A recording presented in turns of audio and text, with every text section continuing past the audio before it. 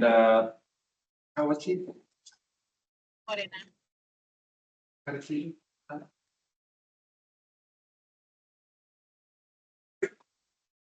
Wea te tau Haiti, wea te tau Arahi ki atu tangatanga te kupiri a te pai a kau te riri e whatumānu, nuhara mānu.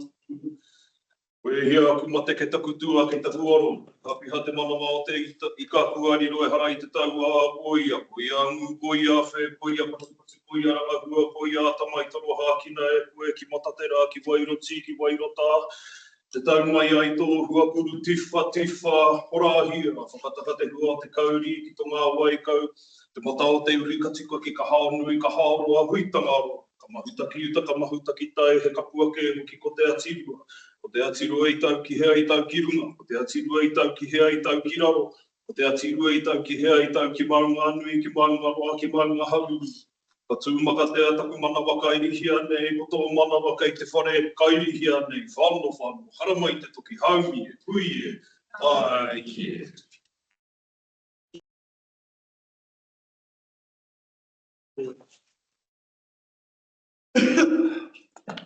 Kia ora mai tātai, whaino tēnei te tuaki nei, te tuku I ngā mihi. Kia koe e taku tuakana, e kaweti, I o ngā turangi, ngā tamariki, ngā moko puna, tātou kai mātua, ai hinga atu I ngā marama tata nei a Mātua Chris. Tēnā rawa te koe I taki nei I te tātou wanga I tēnei rā I mara. Ko ngā mihi ki te hunga mate, e haere tonu ana a rātou mā ko Peturangi tia ki tua o te kahurangi, a rātou mā ki te huinga o te tini o te mano, kei tua o pai o lehua, haere tahi nei te kupu e moe. Te toko te rangi ki a rātou te hunga mate, te toko te whenua ki tātou e hupu mai nei, I roto I a tāne te wānanga, tāne haka piripiri, tāne te turawatua. I ngā whanaunga, e hara I te manuhiri. Nick, tēnā koe haria mai, o pūkenga o wānanga I te mea ko Māori nā koe ki te tai o ngā whanaunga, te whānau wihongi, e kia nei ko koe, he uri o hua. Te uri o hua takaroa I moetahi ki te whanaunga e noho mai nei, I te tupuna, help, o ia te kaitiaki o ngā whenua, me te moana, o te ana o maikuku, nā moetahi rawa, no reira ko kaurua tai e kawe mai nei, kaupapa, ka tū ki Waitangi, nau mai, haere mai, taku tuakana e au, ahakoa ngā kōrero kiki no kei waho atu I ngā kuaha o tēnei whare, kei wānga I a taua, nā ko ngā kōrero, ke roto I tēnei whare, he kōrero okawa. No reira, tēnā koe. Haere mai te kaitiaki, te moko puna o Māhuika, e kawe nei o tini kaupapa ki runga I o poko hiwi, o mōhioranga, o mātauranga, e maringa nui, ko whai wāhi mai koe, kei wainga nui a mātou tēnei whare o te whare kaunihera. E hara no mātou nahi tēnei whare no tātou katoa o te hiku o tika. Ngā kai mahi, ngā kai kaunihera, te tumu, kai, tēnā koe, o tira ki a koe to tātou hea mana mātua Harry. Ki te au ngā kōrero, mo tō angitūtanga I roto I te ao pakihi, I haka nui I o mahi kei wainga nui, I a tātou o Aotearoa, o tira puta no I te ao, no reira. He tohu nui tēnā o tō aronga ki te ao pakihi, ki te ao tōranga pū, me tō ngā kau nui ki ngā kaupapa hua o tō tātou nei ao. No reira, Mātua Harry, tēnā rā koe. E ari te mea ka haka tōro I wene mihi wāku, engari, e ari te mea I ki mai Harry a whaia Hilda Rainley kia tuahau, engari ki te anau I roto I o rawa kanohi, me tū te tamaiti nei ki te tuku I ngā mihi haka tūwhera I tō tātou kaupapa. No reira, tēnā koutou, tēnā rā tātou katoa. Kia ora. Ea koe, e Mātua Harry.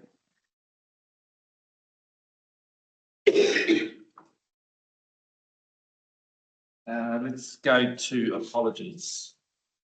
So we've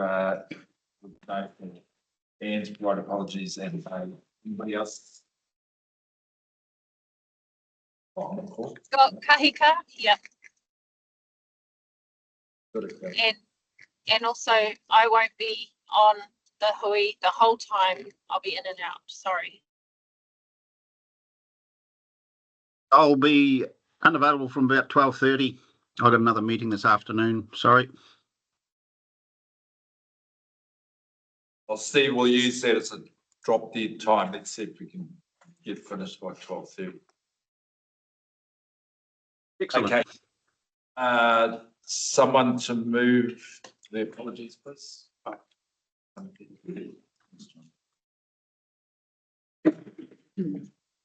Okay, so let's go to announcements. Anyone got announcements to make before I? Ai, kia ora tātou, tau tukoinga, e karaki o tātou nei me ngā mihi kia tātou katoa I tēnei ata. Wehi au I te kāinga I te ata nei, he marihiri no Hawaii, no hana ki tōku whare, I tērā wikini, I tērā wikini, I he hui ngā mō ngā kai kōrero o te mana nui a kiwa e kōrero ana mō kaha o rātou whawhai kia mutu nā mahi nuclear me ngā military bases I roti te mana nui a kiwa. Nō reira, ka mihi atu ki ngā kaiwhakahaere, ko te ingo tērā rōpu for Kuaka. He rōpu no te kāinga, he rōpu no tāmaki makaurau hoki. Taku aroha mō ngā mate, e hi anau te whakahuhua e rua nā ingoa, tuatahi ko Don Bellingham no Kaitaia, mihi atu kia ai I te mea nāna I hoatu I rungi te aroha, te whakaaetanga kia tū te hiku media, tō rātou transmitter. Hore kau he utu, mō te hakapāho kōrero nui ake ngā tau tore tekau tau. Nō reira, aha kōkua hinga I tērā marama I hi anau te haka nui aia, Don Bellingham. He tangata tuarua anō, he Pākehā anō ko Robert Ludbrook, he roia no Tāmaki Makaurau, ko ia tētahi o ngā roia I whawhai mō ngā Māori me ngā tangata o te moana nui a kiwa I te wā o ngā torn raids, me te wā I mauhere ngā tamariki I roto I ngā whare here me ngā boys and girls homes. E kia nei ko te hakaputanga o aua whawhai I taua taumara ko te investigation e ai ki te abuse of children in state care.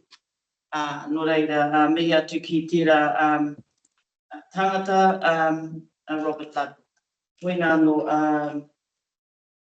and kia mohi ai koutou, he te hara mai, te ariki nui, ngā mō e te pō ki te whenua, ki te rohe o te au pauri, te rua te kauma iwa o Noima, hei tēnā pehe mea whanaungatanga mo te kawe mate o tana pāpa. E whai muri tira te toru te kau ka tūwhera tainui te waha o te marae o Waimanuni. Nō reira, he ino I tēnei ki etahi o koutou e wāti ana te haere ki tira. Atu I tira, mihi atu kia koe e Harry mo te kū. Quite haere ngā mea raua hei. Me pēhea tātou e whakapai ngā rāpihi o te tai ao. Huri I rā mea hei mea pai. Nō reira, ka mihi atu kia koe me Colleen Everett, ko ia hoki tahi o ngā pua. Atu I tira ka mihi kia tātou katoa. He pai o tēnei komiti, aha ko te toru e tēnā pehe hono ana etahi. Ma tēnei komiti I rongo ki ngā naue, ngā kaupapa Māori, ka taia te whiriwhiri I waingani tēnei komiti, mai tēnei komiti, ka tuku ki te kaunihira hei whakaai, whakakāhoringia, engari te nui ngō ngā kōrero I roti I tēnei committee. E te pai hoki he momo hono tanga I wainga nui te kaunihira me ngā māngai a iwini o ngā te kahu o taonu. Nō reira, tēnā te pai mo tēnei mihi, nō reira ka mihi atu kia koutou. E noho mai ana I tēnei rā, kia ora tātou. Kia ora, Hilda.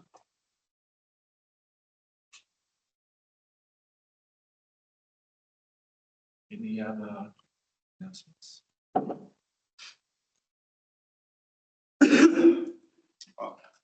Kotahi noho. Hoi no te tuku haka maumahara mo te rai I tūwai ki roto o Waitangi ki Taurangatira, te 28 o ke topa. Aimano I warau kore 15, tāmo ko te ai, ngā rangatira I te kawengata o hea hakaputanga o ngā rangatiratanga o New Tiriri. The signing of the Declaration of Independence was signed in 1835, 28th of October, in Waitangi, and on Monday,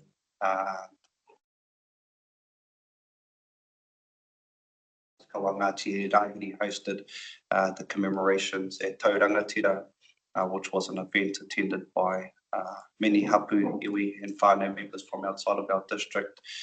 And to say that we also commemorate that as part of our council vision, part of the Section 32 report that came through, the FN 2100 report that Roger was a part of, the Whaiuta, and many of the kaupapa that part of our council processes that we acknowledge that. So these are yearly events, these are annual events alongside the signing of Te Tiriti o Waitangi, Treaty of Waitangi, the signing at Waimate North on the 10th, and then the signing at Mangunu, which was probably the biggest, or actually was the biggest signing of Te Tiriti o Waitangi, was signed in Hokianga Mangunu in 1840 on the 12th of February. So he whakamaumahara noa I te rā o he whakaputanga 28th of October 1835 kua tahirau wari te kaima iwa ngā tau mai te rā watainu ki tēnei tau. Kia ora mai tātou. Hui wari a kaitaia. He rā noa ki kaitaia, haere te te titi. Rua te kaumā wari wa apirira. Kia ora.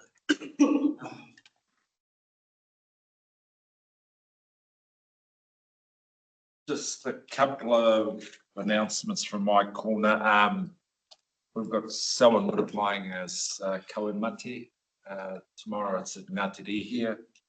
And we've got it at Ngāti Kapu at Oturu, and then we've got it at Papua on Saturday. So just walking through, bringing someone's narrative back.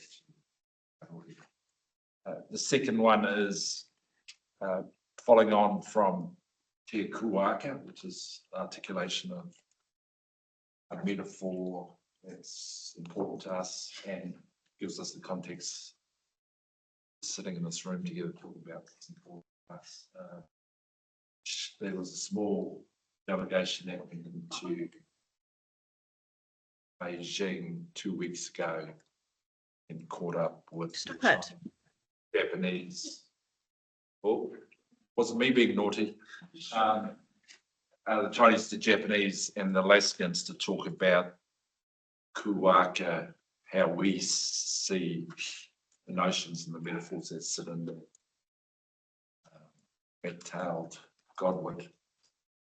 And what was lovely is the symmetry of our kōrero with those nations and those indigenous people who saw similar attributes at the northern end of that bird's journey. So notion of Cornwall across our spaces and building on the conversation you had with our wives gives you this happenstance moment in time that we all talk about similar things with the same reason.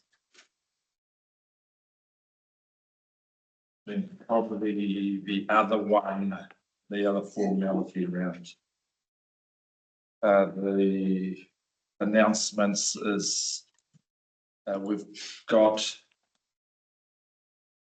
some Grierson's legal opinion that we were to have in public exclusion, but it's benign enough for us to share publicly. So this document is available to everybody about the swim lane that local governments have around the attribution of Māori wards and how might we go forward on that corridor. Even though that swim lane's quite robust in the eyes of the system, it still allows us to maintain the articulation of notion of Manamutakaki. So we'll set it find a way to navigate that despite the system. Do you want to add anything to that corridor? No. So we, the council sought advice, or received advice, and then advice is available for anybody who wishes to see. Okay. So in the room we've got Nicole Wihongi, and we don't have Ben Dalton in the room. So welcome, Albert. We know the difference between you, so it's really cool. So welcome, and looking forward to your oversight of the Waitangi celebrations. And the cool thing is everyone sees it as a pinnacle of the epicenter of our current nationhood, my words.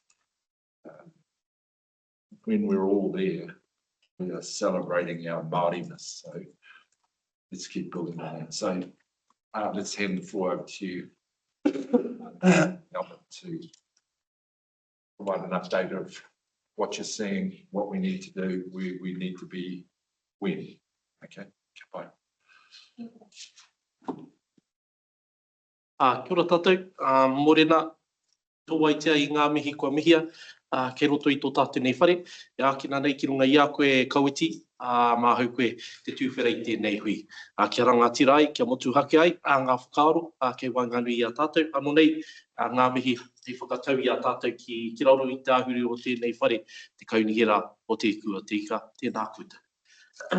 Ka rua, titiro kauake ana, me ngā huhua mate, kei runga I a tātou katoa, tai toke rau whānui, te hiku o te ika whānui tia, tēnei e tangihia, e mōtia te au e tanga kia rātou kongaro ki tua o Wairau. Nā reira haere, haere te tini te mano te wenarau, ki tua o nuku taurua e kore tā koutou e hokia. Nā reira, koutou kia koutou haere, tātou te runga ora kia tātou e piri nei e tau nei, tēnā tātou katoa e te whare, e te menenga whare, pai te rongo I tō tātou nei reo Māori e kōkiri nei I te wairua o tēnei hui. Nā reira, e mihi atu ana ki te reka o era kupu e tā o tui tui nei ki wainganui I tēnei hui. O te atu I tērā tēnā koutou. Mauri ora kia koutou e iri mai rā ki runga I enei angarau papairau atu o tāmati. O te atu, heke iho ana ki te pai hāpai o, mai morena kia koutou anō hoki. Tau ai, ko ngā mihi tēnā tātou. So greetings, salutations, good morning. Yeah, I'm not Ben Dalton. Don't look like Ben Dalton. I like the shade of Ben Dalton. This has been recorded. Nice. Right, 5 minutes into this week, you can go back and you can listen to that. But it's an honour and a privilege to be here alongside Nicole and sharing some of the views of Waitangi. As we know, Waitangi commemorations has been a long enduring event and kaupapa of us since the beginning. You know, and Tamati spoke about the occurrence of kaupapa that happened in the weekend. Is the catalyst for the celebration that occurs at Waitangi on an annual basis. And it's just, first and foremost, it's an honour and a privilege to be in this space to share an insight into that in a formal capacity as the co-chair for the Waitangi Day Commemorations Committee, and to acknowledge some of the work that the council has been doing this year towards growing an understanding and a deeper appreciation about how we can work collectively to host and maintain this event, not only for the year to come, because it's been recorded, but for the years ahead of us. Knowing clearly that in 16 years, we're going to celebrate 200 years of this kaupapa, of the sacred covenant that belongs to us as a people, and born through many of our lineage and our whakapapa that are seated in this room. So it is an auspicious occasion to be at today, but do want to share thanks to the team. Scott, to you and your team, if I may say some names, I suppose, for the work that you've been doing to work alongside us in this space. And I suppose for doing the investigation and supporting us with trying to meet some of the needs and understand some of the complexities and alleviate some of the stresses as an event organising committee for this kaupapa, so that we can transition into a much smoother space moving forward. So looking forward to their continued relationship years to come. But I think Waitangi 2025 and beyond is growing significantly. We saw as a result of 2024 this year, if we use this year as an immediate identifier, the amount of people that are interested not only in coming to Te Tai Tokerau, but also investing themselves into the celebration and the commemorations of Te Tiriti o Waitangi, somewhat to the populace of 60,000 people is what's been recorded, and it seems to be growing with interest and understanding that Te Tiriti o Waitangi wasn't signed just at Waitangi. There was a covenant, a sacred covenant that was moved across the country, and as we've heard this morning, some of those places have been announced formally within the house. So giving its auspiciousness in particular to Waitangi, the birthplace of the nation, and that I see that you've received some commentary housed by the Waitangi National Trust, which Nicole will speak to shortly in that space, and that's a cornerstone of the whole event that occurs at Waitangi over that period. So what you do see is a snapshot of what occurs at Waitangi. What we will do, and I'd make it my personal interest, is to ensure that our council here receives the full program in its entirety, so that you can see and get an understanding of the fullness of the event that you're supporting and that you're investing into in the space. So atu I tera, ihi ana kia tātou, and I'll hand it over to them. Oh, tēnā koutou, tēnā tātou katoa.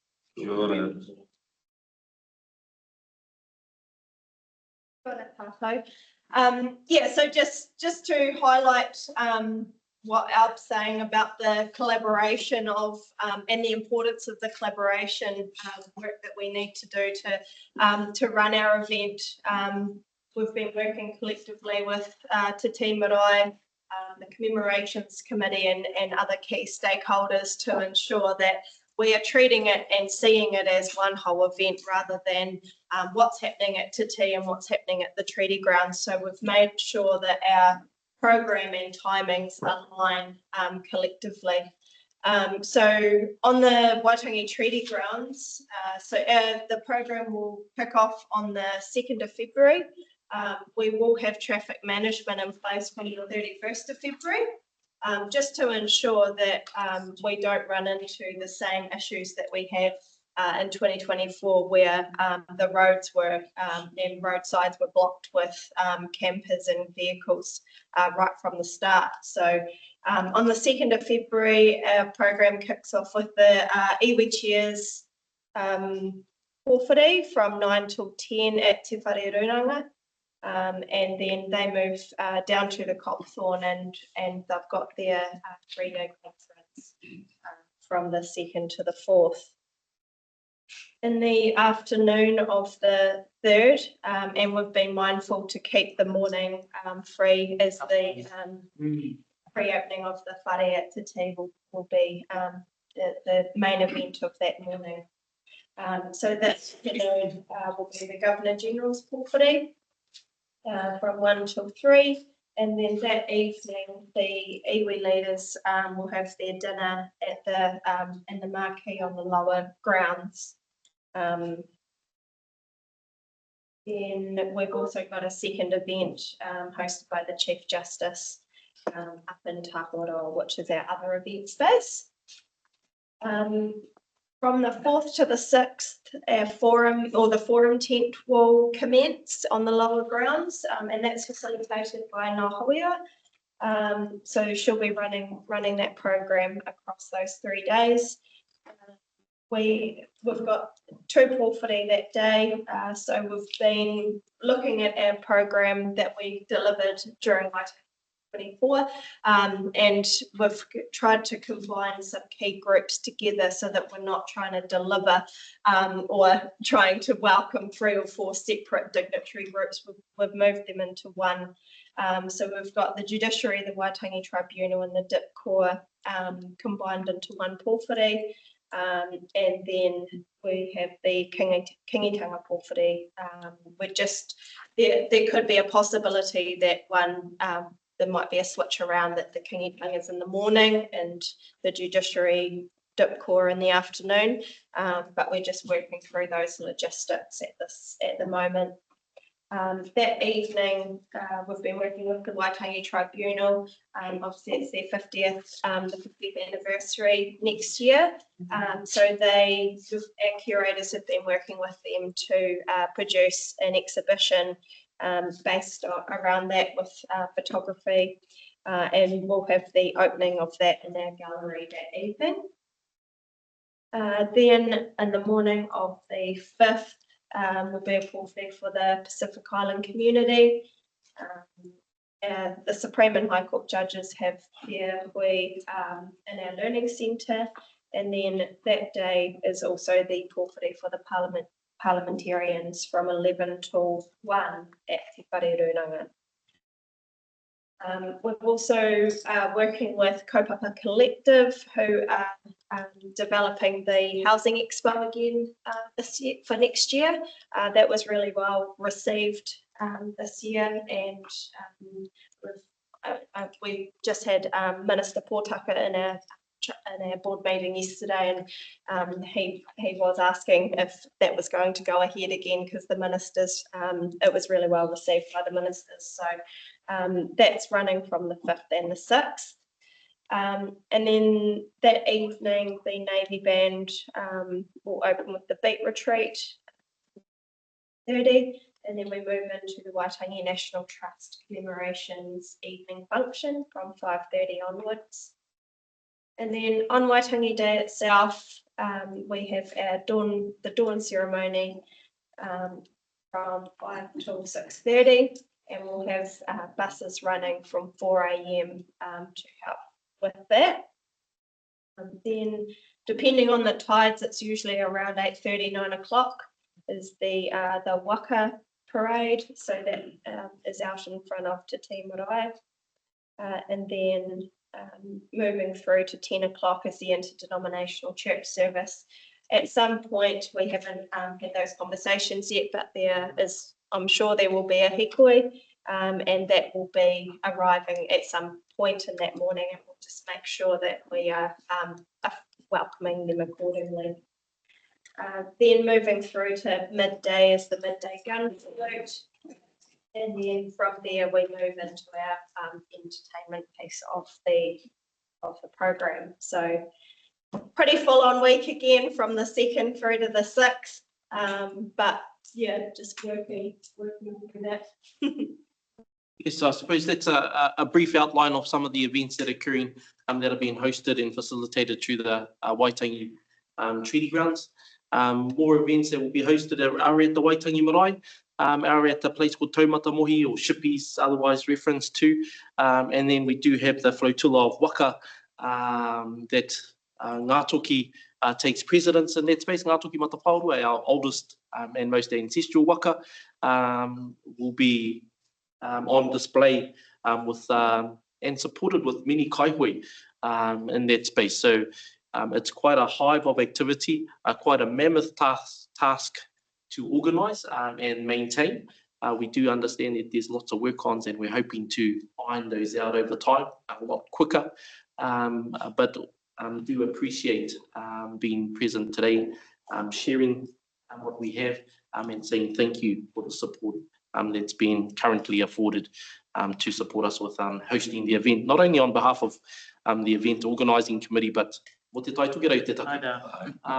Us as Te Hiko Tika pride ourselves on ensuring that we put our best foot forward to host whoever arrives here in our midst. And this is one of those occasions that front foot and put us on a good stead on a national and international platform.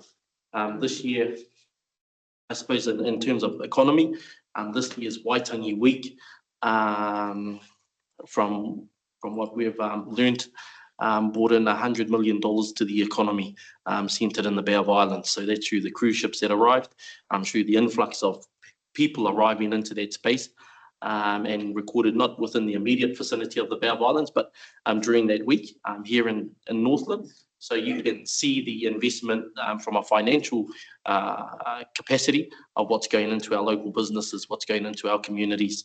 In terms of organising, doesn't sound so sweet in that space, but working towards due diligence and how we can articulate and perform best with the best interest of our people at heart, to ensure that we pull off a event that is significant, rememberable, and commemorates everything that we value here in Te Hiko Tika. So without further ado, hoi nā no tēnei, mihi atu ana tēnā koutou katoa. Thank you.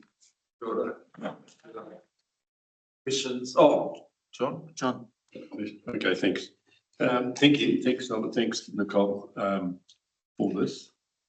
And what I was really keen, what I saw happening over the years, and given what Tamati mentioned, really 1835 or 20th of March 1834, you know, the original flag, I can see the demand for space and growth is significant, and hopefully it will continue leading up to the 200 years that still some time off, but not that far. So what I'm so two questions really. One is work that the Deputy Mayor and Kuaka and we did, looking at how we can better change and maybe look at emergency routes for traffic to come in, and that's the traffic volume. So I would like to know what you're actually doing about that, and maybe connect with Deputy Mayor on some of the issues that discussed. And the second thing is there is a lot of interest overall, and I noticed that as well in that cultural and heritage background. And certainly right now, as I speak, there is a group from Wellington, and that's to do with the great rides right throughout New Zealand, and we got one up here from coast to coast. I would like that to be a treaty to treaty, because it's always intended to be a cultural and heritage trail. So, and hopefully we can bring the numbers back as we had pre-COVID. And that I can see then it's going to create even further interest, and then working all year round, especially off season Waitangi and with the other biggest signing of the treaty in Oki. So those are two questions, just summarising. Traffic, what's your plans there? And secondly is to grow it all year round as well through some of the tourist options. Traffic, we need a legislation movement. All the highway, no. We've got solution. Hey, what we have before us is what we have before us in that space, and it's going to require a lot of infrastructure if we were to be serious about what the ultimate needs. But if we were to prioritise how we do things, I suppose it's moving the event from a space where people would drive particularly onto the event site, exit their vehicles, and then walk onto the grounds. Unfortunately, due to the interest in the population of people, we need to transform people's thinking and move them to a location, shuttle them in, and that would help reduce some of that congestion over time. And Te Taitokera here in Te Hiko Tika, it's not often that we have events like that. The superly significant events that require that infrastructure. In the past, we haven't had capacity in terms of financial capacity to trial that scenario. In this instance, we're looking at ways to invest in that space. On top of that, we're looking at trying to transform or make robust and tweak our traffic management plan to be effective. And that's all part of coming together as a whole event. So when Nicole spoke about all the different stakeholders, there's many pieces to the puzzle of the event. We've got to sit together, talk together, understand the complexities. As an example, we've got over 100 stores coming onto the treaty grounds. We've an excess of 60 stores over at the Waitangi Marae. And then layered on top of that is the influx of people that are flowing and moving throughout. We've got businesses that are continuing to operate over the time. So it is the technicalities around traffic management is at the forefront of the plan, and we're trying our due diligence and working with some of the paper roads and other significant roads that we have access to, and sharing those conversations with landowners and occupiers of those properties to see what their appetite is for some of how we can mitigate some of those woes around traffic management. But I suppose that's as easiest of a conversation. Other than that, we need a 2-lane bridge from the marae over to the treaty ground site, if we're going to be honest, and that would help ease congestion. And a sealed back road. And a sealed back road. But you know, those are the catalysts. If it's in the 16-year plan and we get to the 2040 mark, maybe those are the things that we need to consider for that space to help create movement. In terms of footprint, the footprint of the land mass isn't going to change significantly. And we can only fit so many people. If you're a farmer, you know how many people can, or how many cows can go on a paddock. But in terms of people, there's a limited amount of capacity that can go onto the event space. So there are going to be some tipping points or some places that are going to identify us as to how many capacity of people and what we can and can't do. But it's layered, while I've got my emergency hat on, it's layered also with emergency services having their view on making sure we're at a reasonable and safe, consistent level during that time of the event. So hopefully that answers the TMP, the traffic management space, Councillor. Okay. I think Kelly wanted to say something to that. I saw her. Saw her face there. Yeah. Kelly, anything you wish to add to John's? Oh, thoughts? Albert, Alb covered it off sufficiently. I did just add in the chat that Councillor McNally is going to organise a hui with a landowner on a potential emergency route. Over the last 9 months, we've fixed the Google Maps error that was showing a paper road access was available all the way through Wakeland. That's incorrect. So that is the end of that is private property. So we do need to get permission to use that as an emergency route. So we're going to work on that. That's all. Good work, Alba and Nicole. Awesome, yeah. Kia ora mō ngā whakamārama. Yeah, e pai mā mātou koutou tātou e tautoko. Okay, I just know with all the people coming, it's going to be about use of toilets, park, where they can park, getting a kai, because I know kai ran out at some places, and where can they stay. So how do we deal with that? Doesn't have to be done today, but I really would like to, Albert, to think about, you know, is there no way we can use that sort of golf course land next door, because it was a pain in the butt, that just going down that Haruru place, and there were traffic jams because traffic management wasn't good. But I suppose in the Waka Federation, I sort of really want to acknowledge the Waka Federation being part of this and the iwi thinking. But I suppose I want to put on the table something that Harry, as the Ngāti Kuri chair, and yourselves, we were challenged several years ago, and several times, Tai Tukiro, why have we not put up a memorial to Maturata, who was the mover of the Treaty or Waitangi Act, and subsequently the tribunal, and saying that it's going to be 50 years. I think Te Haka was too far off the beaten track, so it's either got to be Awanui at your kauri or Waitangi.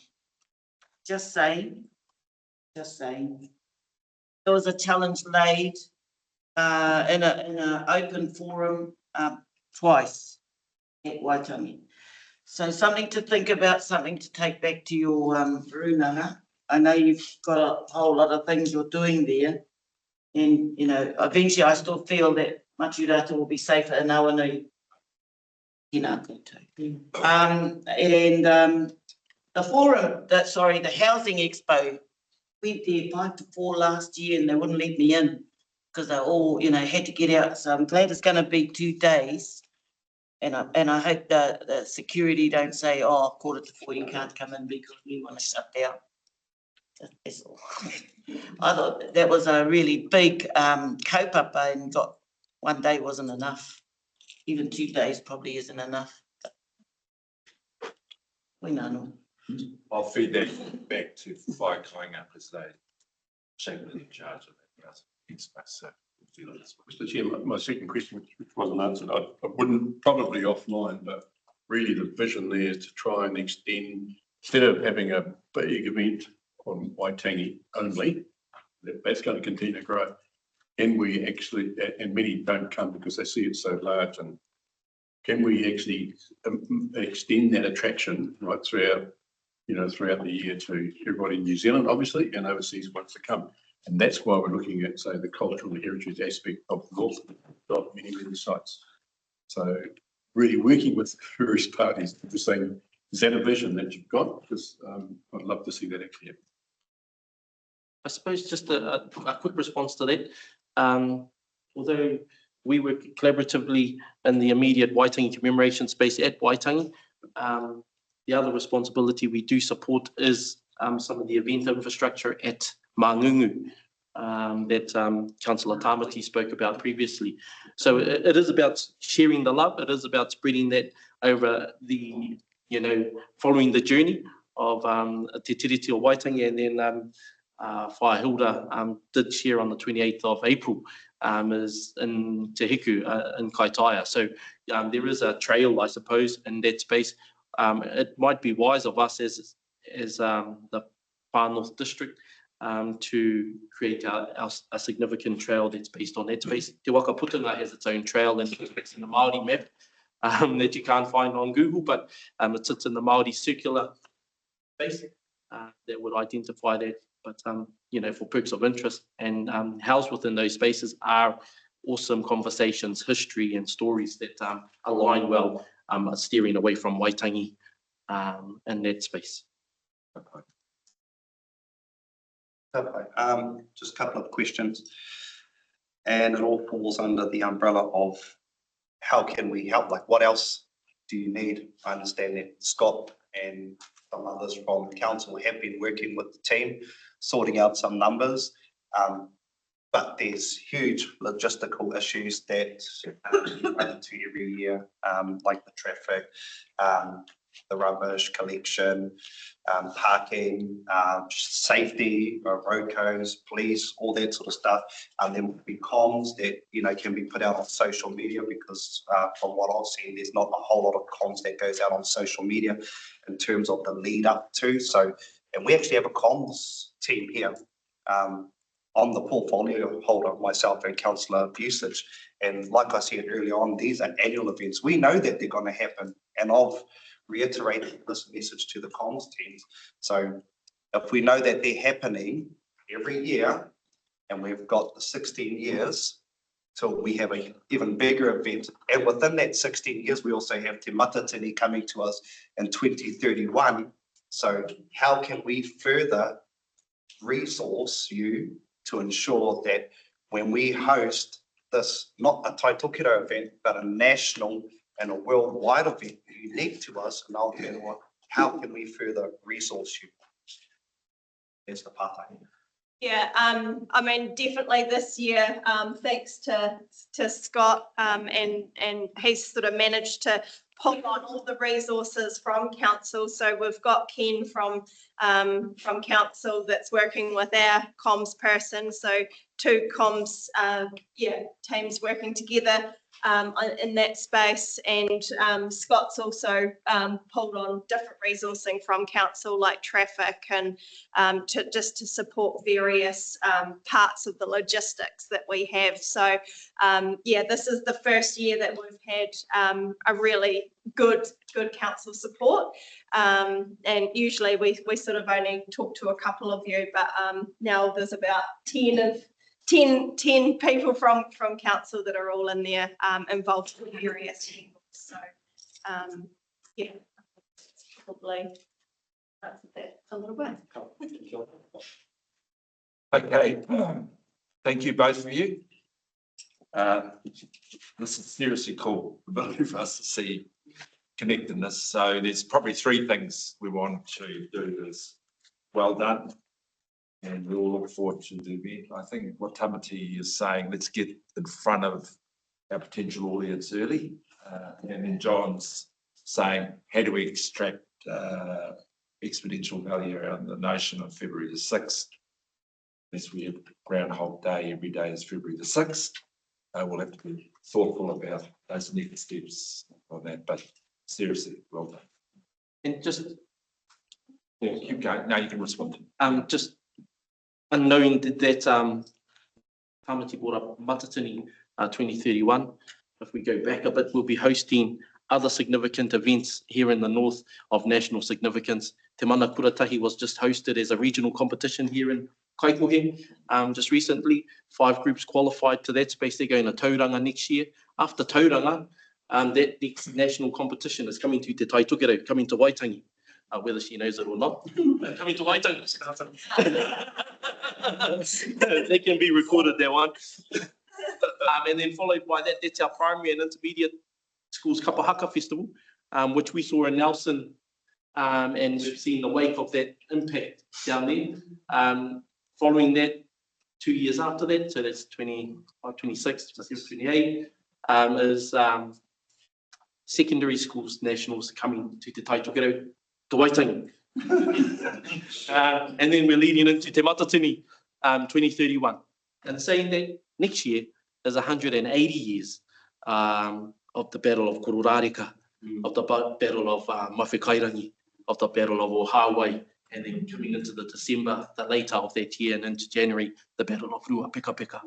So, you know, our history in Te Taitokero here in the north is rich, but we're coming up to milestones of significance as we're leading to the road to 2040. So just putting it on the radar, it's recorded, so it can be watched again, that it's been minuted in that space, that we're looking, you know, at some exciting events, I suppose, how we build and make decisions in this space have a positive impact on the way we welcome and host the many occurrences that are coming to Te Taitokero. I spilled on that halo effect.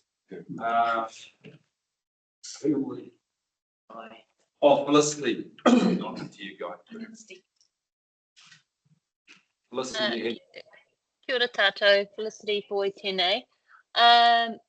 I just wanted to raise a point about Waitangi that hadn't been addressed today, just to make the members aware that as part of the district plan submissions, that there's been sought a special zone and special rules from our district plan to recognise the treaty grounds as significant for our district and for the nation. I'm not sure if the other elected members are aware of that, and a lot of the rules relating to that around temporary events and the Waitangi celebrations and the provisions around that, but also the potential for other opportunities going forward in planning for growth. So I'm not sure if the presenters today had any narrative around that, but Matua Ben Dalton presented about that at the submission, and that's been proposed currently and will be undertaken as part of that review over the next 1 year to 2 years. Aye. That's a good thing. Guy? Oh, sure. And then Steve. Just going to say thank you very much for coming and giving us the update. I'm really looking forward to next year's event, and it sounds like planning is going really well. And I'm very pleased that you updated us. We are coordinating well with you all this year. So thank you, Scott, for leading that. And obviously, if we had any snags, call out to me or to my office or to Scott, and we'll watch with interest. We're really looking forward to February. Nice. Steve? You bought the golf course so we can use it? Excellent. On that. Just in relation to Kelly's comment about the emergency access through the landowner property, if I can have contact details for well, it'd be good to have Ben Dalton and the presenters today to also turn up to a meeting when I organise it, just so that they can explain specific need for emergency vehicle access. And I presume that'll be only emergency vehicles, and we may need to consider security cover at each end of this access to give the owner comfort that he won't have streams of traffic roaring through there. But yeah, I just think it'd be good to include the so we can get a succession, so you can carry on with this conversation with the landowner, whoever they might be going forward. It didn't sound like the golf course one. Okay, any other questions? Awesome, thank you both. Lovely. And looking forward to 4 days of fun, exhilaration, and cup of tea to lie down. Don't go. You want to see what's up to. My wife and I go. Okay, thank you very much. So part of our conversations is we've encouraged Guy to provide an informal report to this committee. So we've got it in front of you. Thank you. You want to raise them there just to keep. Oh, well, a couple of things. Obviously, Kuaka Airport, quite a big one. That is just an update from Rangatane last week. The other day. It looks like we're going for the 9th signing. That's going to be quite a big event, I think. There's a number of ministers coming in for that.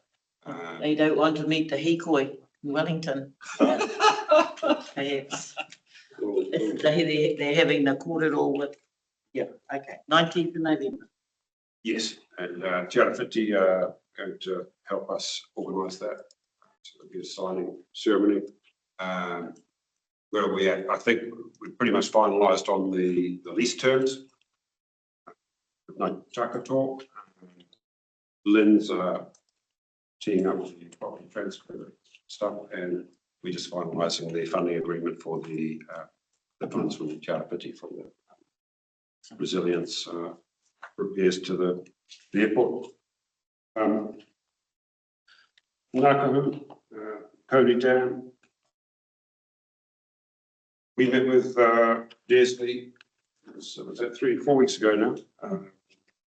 I think that's all in motion for just being tidied up, the finish, the final works. And I actually see there's a memo Desley sent through with a list from Bellingham's of the jobs to be done. So we'll just instruct those us to get on with that, and then probably a few final things to tidy up. The planting I offered, I think perhaps for the hapu to undertake planting and restoration or restorative work themselves if they wish, so we can make allowances for that. But I guess we need to Des and all the work he put in earlier in the year. We just need to finish that up on his efforts by creating a nice space there, and then there'll be no more Cody Dam. Thanks, Scott. I think otherwise, some other things we got here. fast track Kaikoui wastewater treatment plant went through. Do you want to comment on that, Tanya? I can. Chair, sorry, I don't have a copy of what we're looking at, but yeah, we put the application in and that was approved. We do have a working group tomorrow with a couple working groups, so we'll kind of update where that's at. We also, that's combined with we also have an updated agreement from the Infrastructure Acceleration Fund. So that's a significant amount of money from administered through Kaikoui Water. So we're progressing with the Kaikoui water, wastewater and stormwater upgrade and bringing those new treatment plants together. We will consider at some point the benefits to fast track. I'll catch up with Troy when he gets here later, but otherwise, yeah, those two pieces of work very closely making with new plant and new infrastructure there. Thanks, Tim. And a couple other items. One, obviously we had Dr. Bruce Stewart and Connie Clinton came in the deputation. It was the last meeting, wasn't it, on Lake Māori, on restoration. That's still progressing. I actually spoke to Maurice the end of last week. So they're doing a assessment of business case on that. Becca's helping with that, and they'll press on. I think that's like, we need to raise the profile of this project. It's enormous. It's just a worthy environmental project. So I'll be keeping an eye on that one. And lastly, I'm not sure if it's in, I don't think it's in the agenda here, but in case you would like to, so we've embarked on a civic engagement and education program for the coming elections next year. We have quite a little, maybe you could table your actual plan for the next meeting, but would you like to give the committee just a brief update on what you're up to? Sorry to put you on the spot. Yes, we are excited to have a dedicated role just focused on civic education and engagement. It will look after elections as well, but we do want to make a real point to try and meaningfully engage with all of our communities to make local government relevant. No big deal. We hope to be able to tap into yourself and your networks through the chair. Obviously, there's a lot of work to be done to increase the level of meaningful engagement here. So we just have a few innovative and creative ways that we want to be able to do that. So yeah, we'll definitely be in touch, and there will be a comprehensive plan on an agenda coming to you soon. Right. Speaking Taki, and you need to have lots of cups of tea. So well, that's it from me. Thanks, Greg. Appreciate the report. Very helpful. I spoke to Wallace yesterday about where he saw the progress in the airport. He was enigmatic, so this is a better way for getting the insights. Thank you. Okay, let's try and move efficiently through the formal parts of the speech. So we've got the minutes to approve. So let's go to item 4.1, the Kuaka, confirm the minutes of meeting. It's true and correct. It's the move in a second, please. There's only 4 of us. Yeah. Thanks, be last. Okay, so Hilda moves it, John seconds it. Any recorded or around? Okay, all in favour of accepting the minutes is recorded? Against? Abstain. Okay, thank you. So let's go to 5.1. This specifically talks about the setting of speed limits.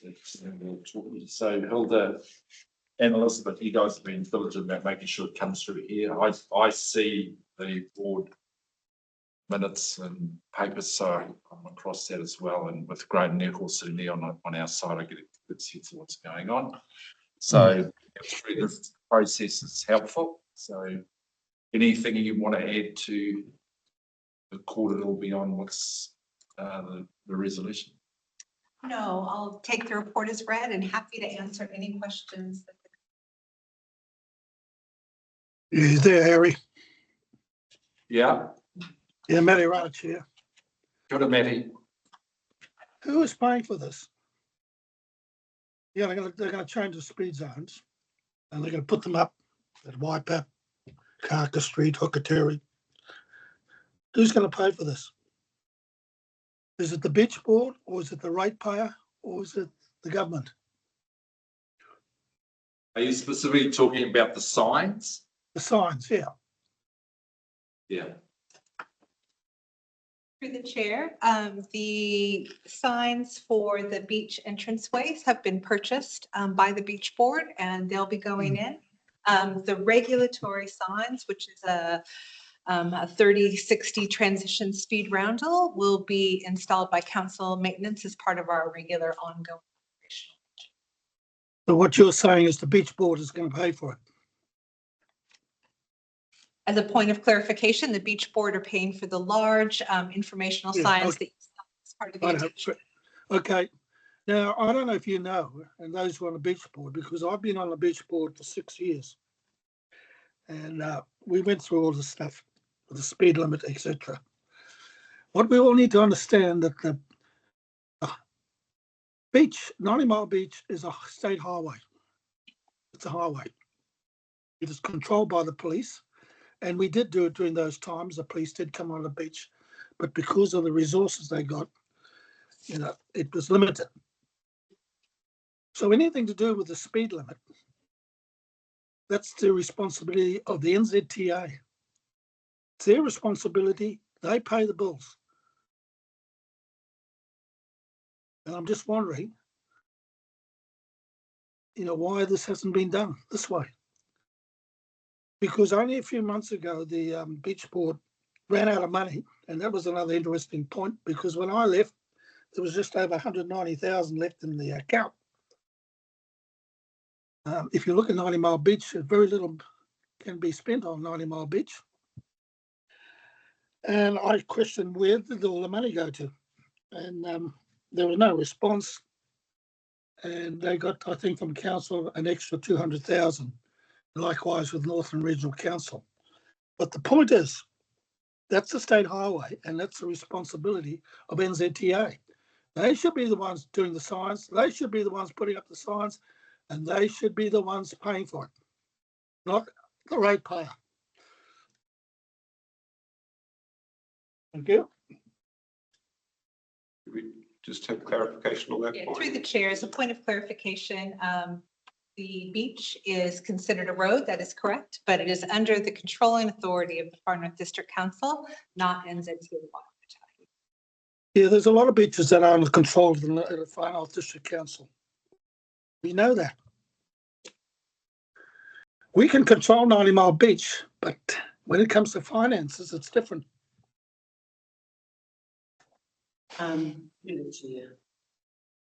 Aloha mai, kore au e pai ki ngā kōrero whakahāwe ki te whāri o te orerua tuhi. So, ko whakai ki, the committee, the Te Orerua Tuhi Board had long deliberations about this, and we have paid for the big signs for entries onto the beach. We had a police visit when the local sergeant visited us and said that there was a whole lot of reckless driving on the beach, that they could not charge anybody until those regulatory signs were put up. So just to say, Councillor Radich, that all monies that are spent by Te Onirua Tohe are used for Te Onirua Tohe. And to my knowledge, all that's been used has been an education media program to prepare tourists and visitors coming up over the summer of last year to be careful along the beach, because we had an influx of hoons on trail bikes, thinking that they could come up and just hoon away on the beach and were also dangerous. So, you know, I don't approve of the intimation that money is being misspent. It's all accounted for. The monies are run at this time by the Secretariat, which are NRC.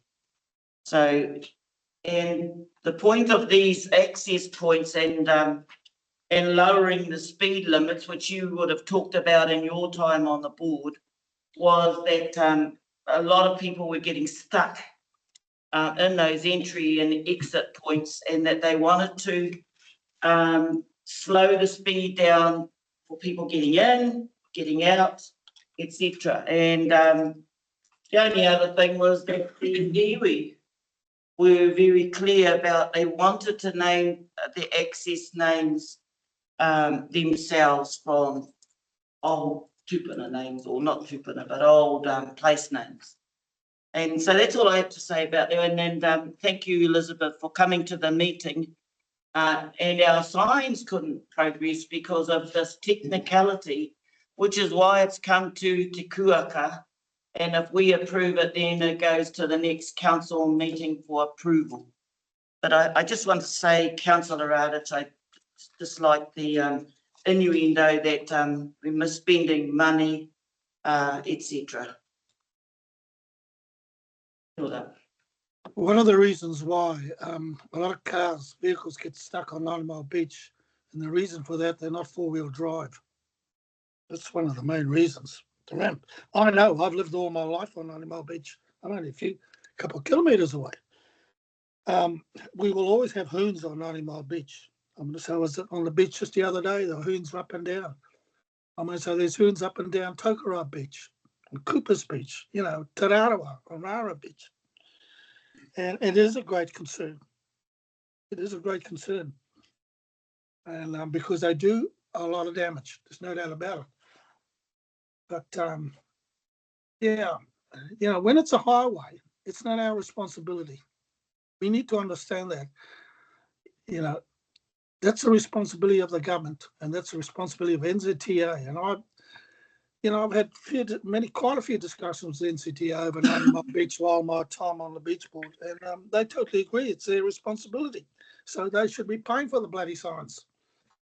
Anyway, let's carry on with life. Thank you.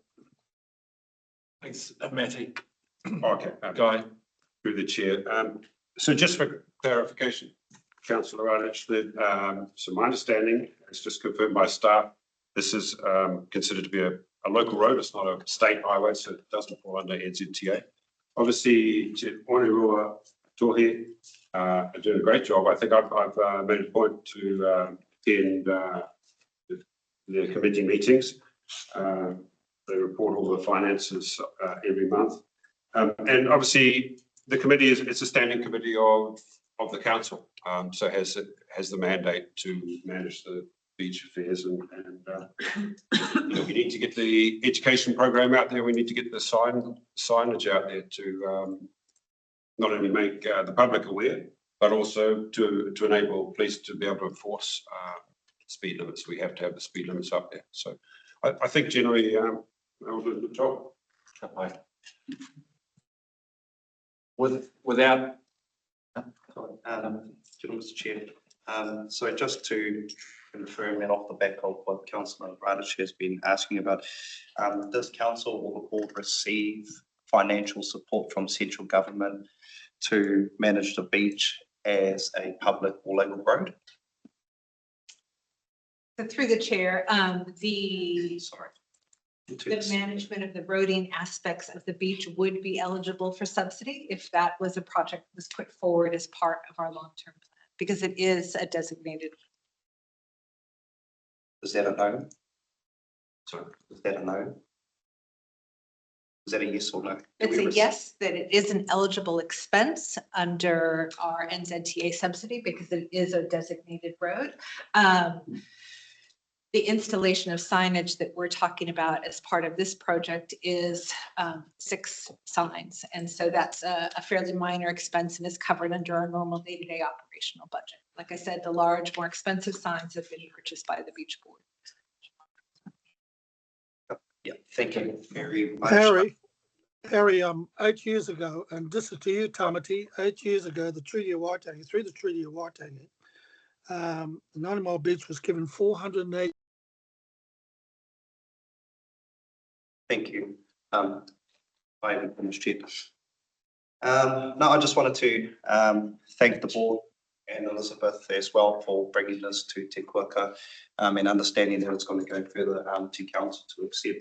And I understand that before we had changed the branding of our council to Te Kaunihera or Te Hiku or Te Hika, the speed management plan had already been titled Te Kaunihera or Te Taitoke Raki Te Raki, but I think we know the core values that lie within that speed management plan, and that it's all around safety and the collaboration between council and those communities. Kia ora. Maddie, you want to add anything before I come through and give a context from an iwi perspective? Yeah, just in Tamati, I think 8 years ago, through the Treaty of Waitangi, we were given $480,000, a lump sum, bang, and that money was, to be spent on organising, governing 90 Mile Beach, etc., etc. So I don't know if you're aware of that, but that's what we were given. That's it. Thank you, Harry. Fine, thank you. Well, let's move the motion, then I'll come around and just give a context. So we've got a resolution in front of us that Te Kuaka recommend to council that Te Kaunihera Taitoke Te Raki interim speed management plan is amended to include 30 kilometres per hour speed, 200 metres either side of the following beach access points: Hokatere, Te Whakatahoa and Parawa. So just the mover and a second, please. Thanks, somebody second. Yes, John. And are we amending the title to Te Kaunihera or Te Hiku? Well, it's here as Taitoke Ki Te Raki, but let's take that back to them to shape. Is that okay with them? Yeah. They speak over this. Through the chair, if it is the desire of this committee, we can, as we're amending the speed management plan for a variation for these speeds, we can amend the name as well. Okay. Thank you. So somebody moving, John second. Any other corridor? Okay, all in favour? Aye. Against? Same.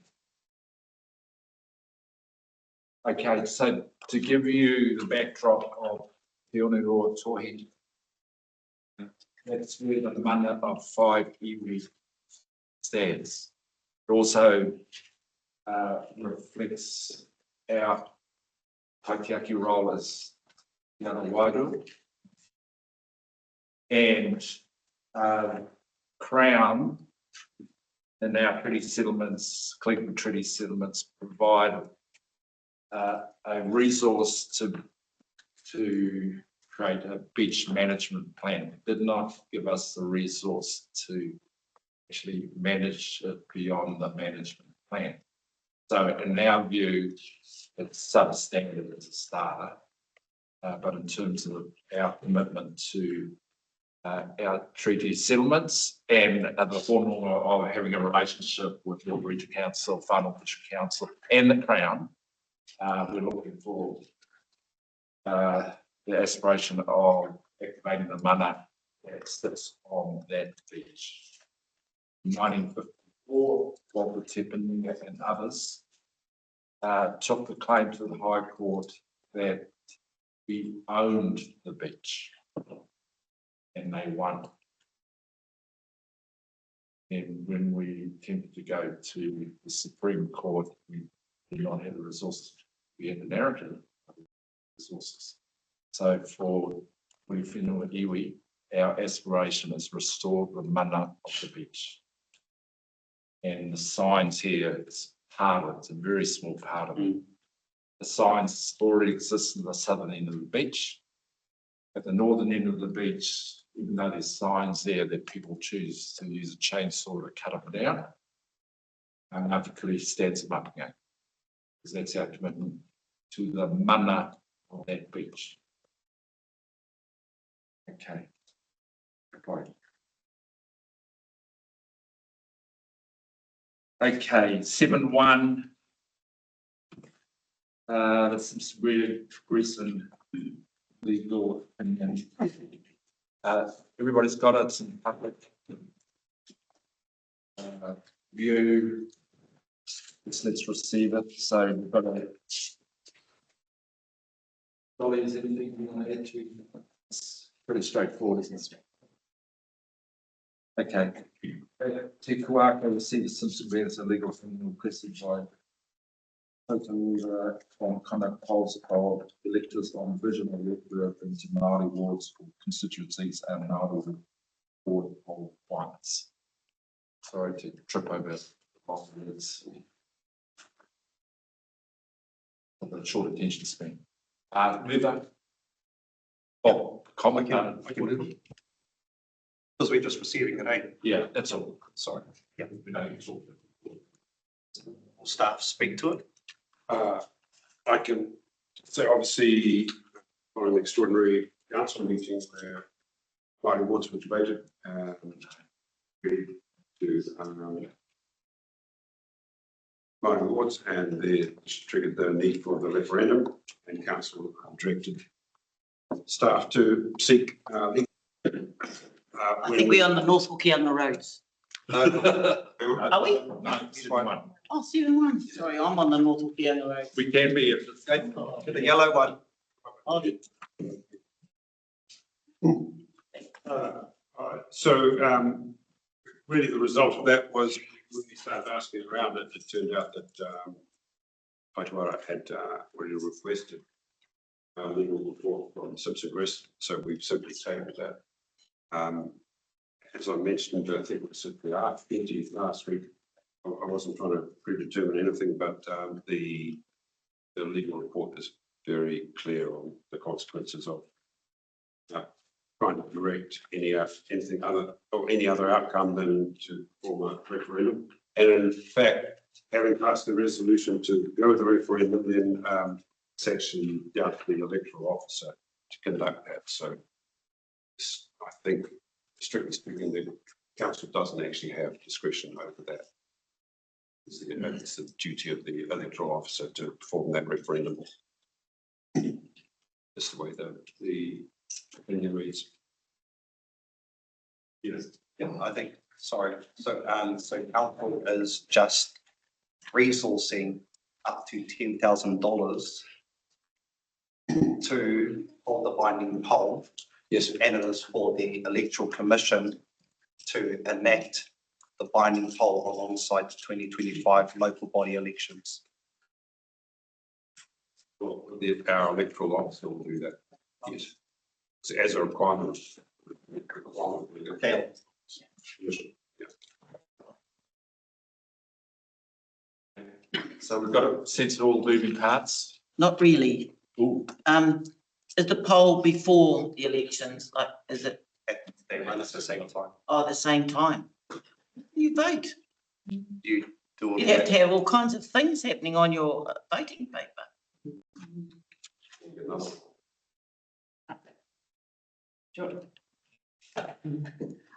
Through you, the chair, there's gonna be a lot of things. It's gonna be busy on the voting papers. Because we will have our general ward or Māori ward elected members that you can vote for.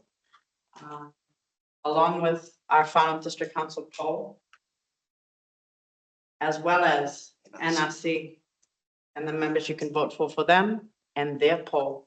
So there'll actually be two polls on the voting papers, one for final district council, one for Northern Regional Council, along with who you want to vote for and the systems of voting will be different.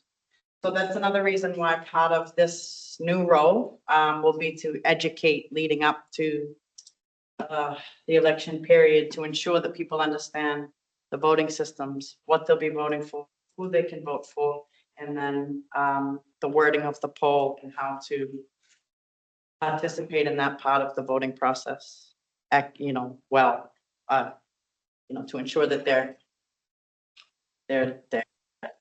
participating in that part as well. How do we, in the engagement, you're going to be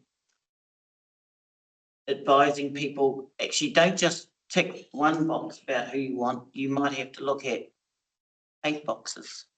All the boxes. You need to look at all the boxes and think outside of the box. Now, you will need to ensure, so our voting system is STV, which is that choose your first, second, and third. And NRC's, I believe, is first past the post, if I'm correct, which means you just tick who I know it's a lot. It's silly. So we're working with our electoral officer to ensure that it's the most easily read documents that it can possibly be. And putting an education campaign leading up to that time to ensure that people are aware and hopefully engaging with community members. Could be at the marae, could be at whatever events are held throughout the community, so that these champions or community connectors or kaiawhina, I don't know what we're gonna name our champions out there, but so that they're fully aware of how to engage with whānau, so that they can help to teach, because I'm only one. And we'll have some support from Whānau District Council staff, but we're gonna need to tap into other places to create a bit of a larger reaching ropu of community connectors in order to teach those things leading up to the time. And pushing hard to create resource on those voting days or within the voting period, so that you can ask somebody as you're filling out the form, if you choose to do it that way or need that assistance. And we're always available here at our customer service offices and that as well, but we want to be out there as well. I think, as Casey points out, it's going to be quite a complex election, given what's actually happened in 2 different voting mechanisms. So it's absolutely crucial that council does everything it can to make it very plain and clear. How, what's there, and also to encourage people to get out and vote. And that's the normal thing that council has been done in the past. Given some of the things, though, and it's been said in this report, it is also critical that council, officially remain neutral in any position. So it can't favour a candidate, nor can it actually push in the direction of the poll, which is clearly stated here in this document. And that's what the councils do. So there's a fair bit of work that we've got to do as council to ensure that stuff happens. Those that going to election, I'm a little bit concerned that should, and it's probably, I don't think it happens, but in the past, elected members shouldn't be involved in part of that, because it can be seen to be favouring a particular area, or it means that they have to squash their personal opinions. And I think they're entitled, when they go out and campaign, to state their personal opinions. So you may want to comment on that. Sure. Through the chair, there is a period where legally candidates that are standing need to be very clear on the communication that they're sharing, and that it doesn't include the use of council resource if they're a current elected member. There are very strict rules around those time periods and guided by legislation, but what council's position is neutrally could very well be a different position to what iwi groups or different groups may be doing in their campaigns, but we still need to make sure that we're engaging with all groups and sharing information, the facts, the legislation, the time period, the wording, the preparation, the education, in order for them to, I guess, build and develop their own communications, if that makes sense.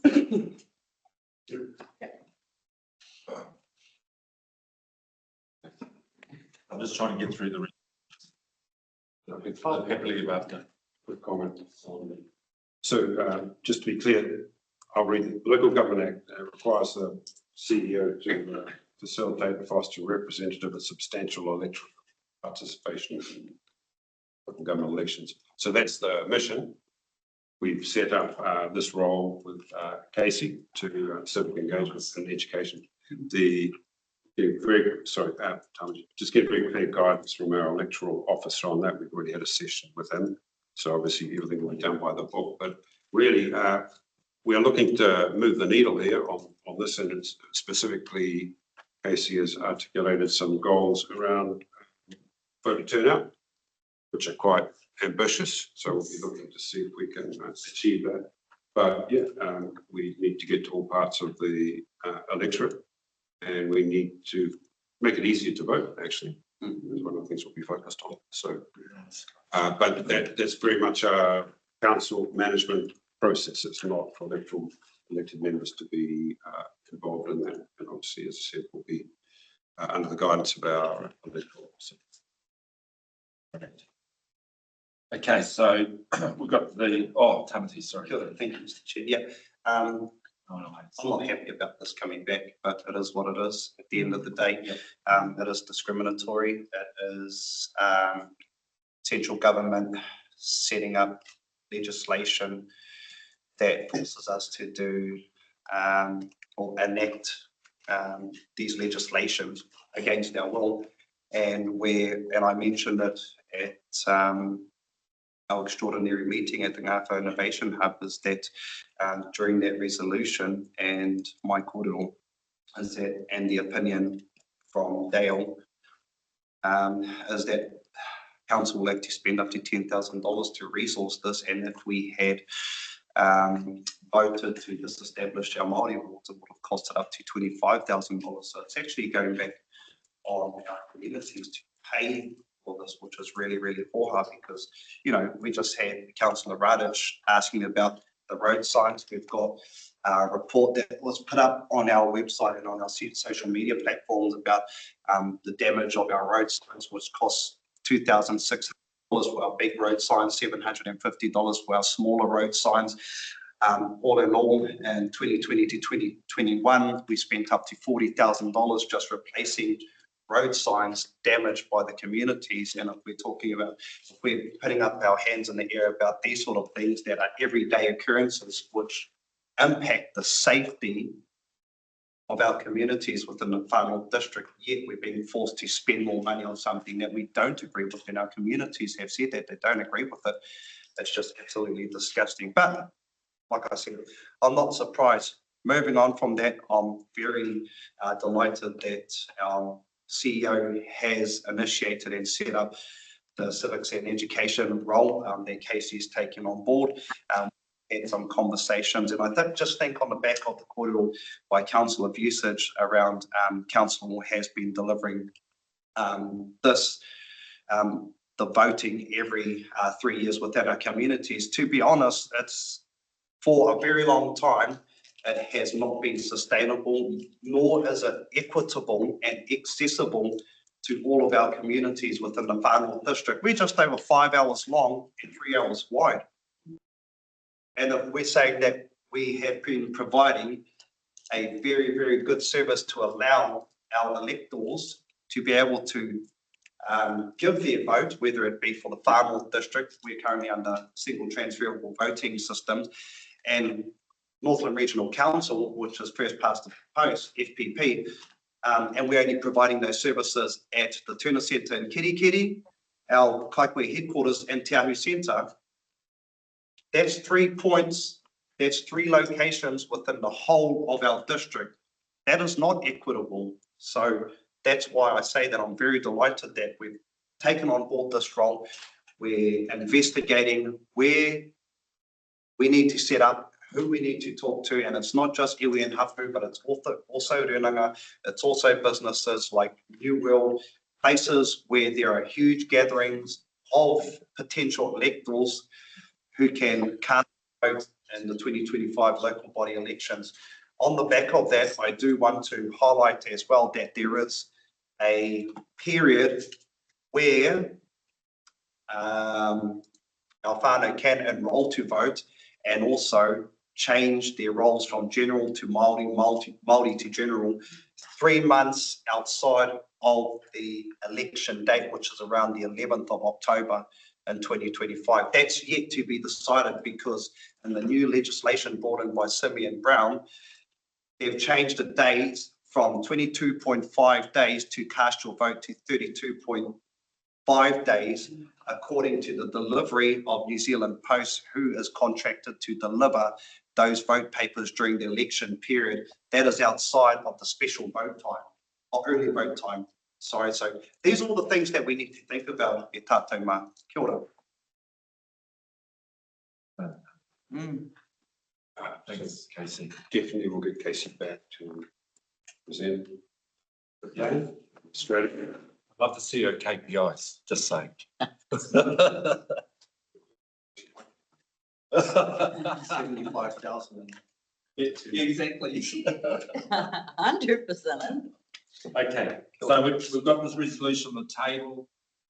I remember this there, double T. Yeah. Yep. Hold on a second. Yep. Any other corridor? All in favour? Aye. Against? Staying. Thank you.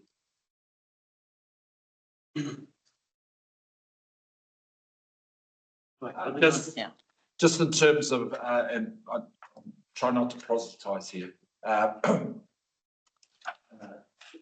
These organisations should be reflecting our communities and the well-being of our communities. In terms of the candidates going forward, being close to your constituency is going to be really important, and getting support from organisations,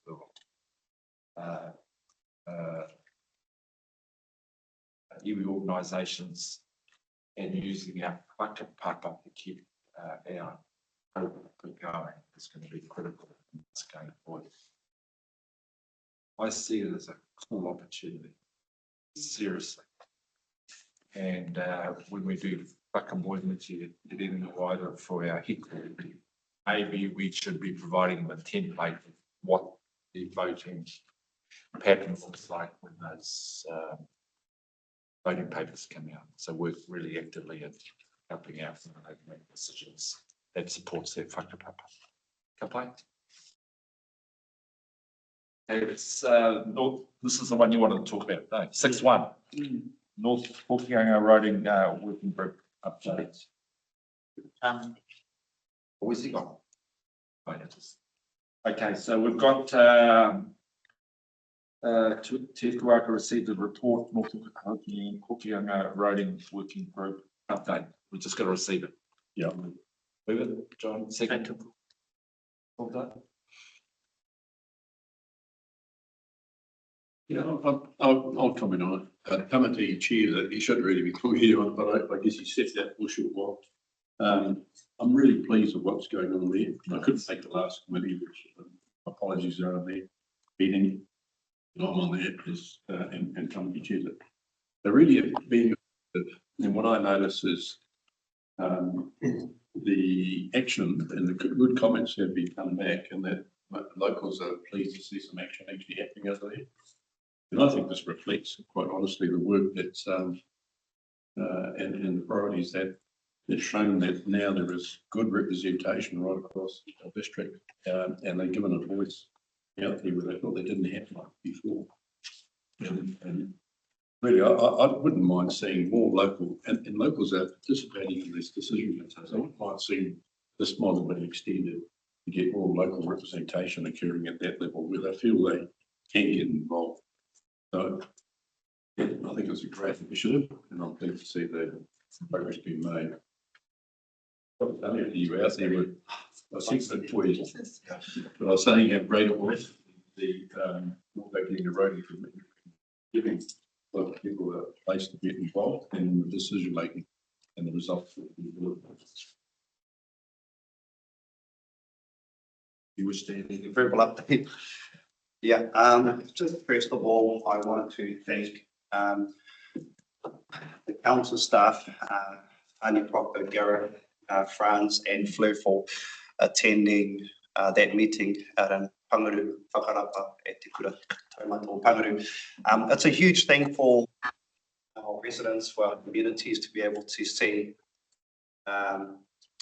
in these hui elected members and staff members, more specifically SLT, GMs and the staff under them, because it gives clarity, it gives hope, it gives them some reassurance that we are doing what we're supposed to be doing and that we are listening to them and that we're creating a sustainable pathway moving forward.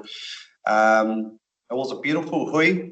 So that is the second of our North Hokianga Roading Committee hui. The first one was held early on this year with the initiation of those, or the standing of the committee.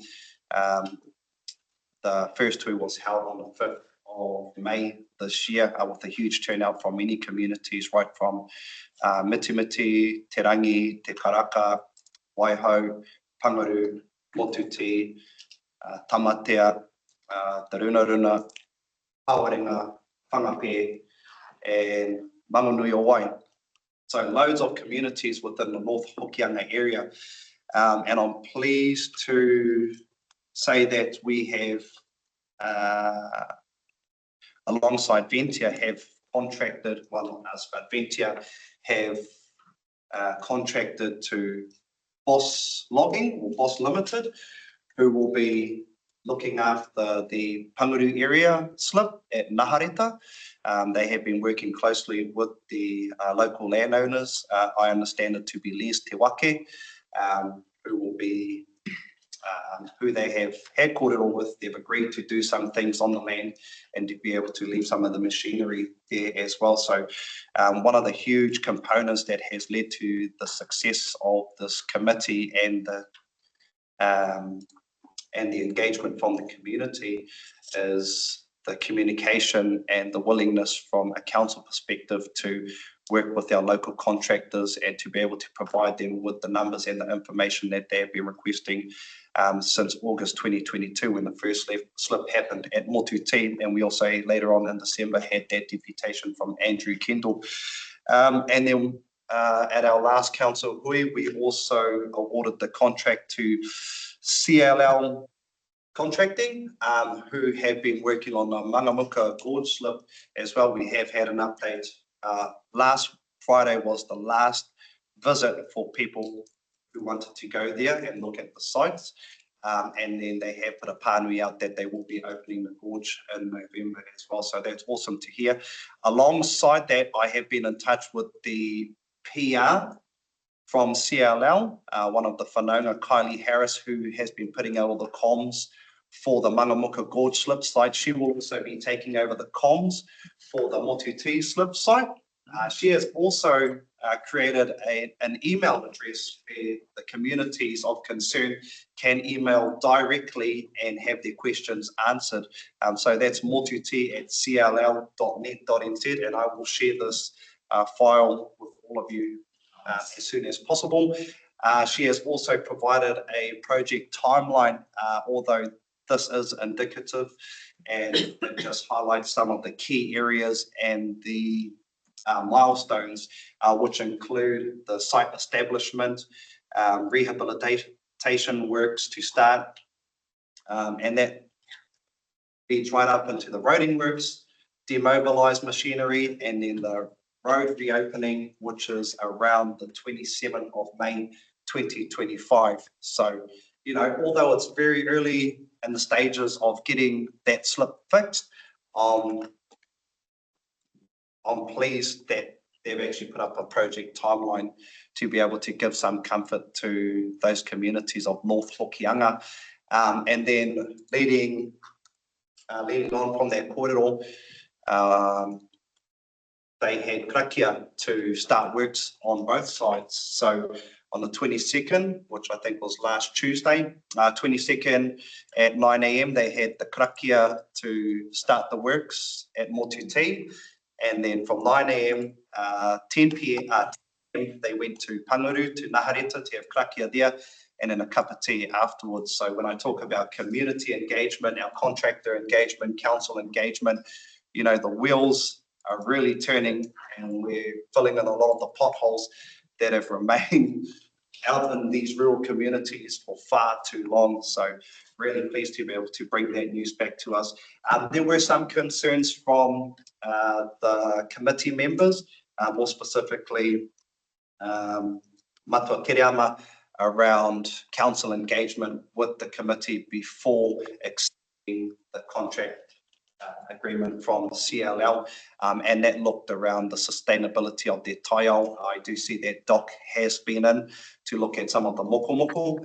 We can look after that. I know that on the Mangamuka board slip, they have Kaumatua actually, who start the day with krakia, because there's 2 shifts that are still running.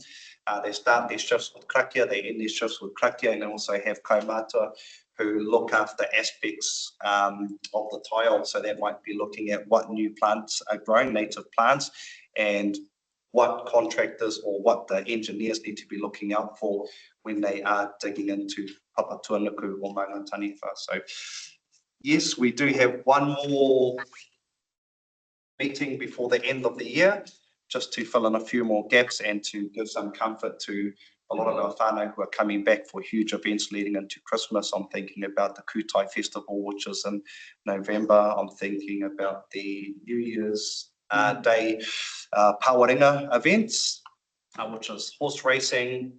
They have like the Iron Man, Iron Woman event, wood chopping.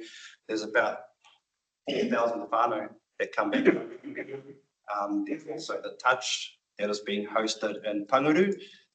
There's the fishing competition. So there's a lot of events happening leading up to the Christmas and New Year's period within the North Hokianga.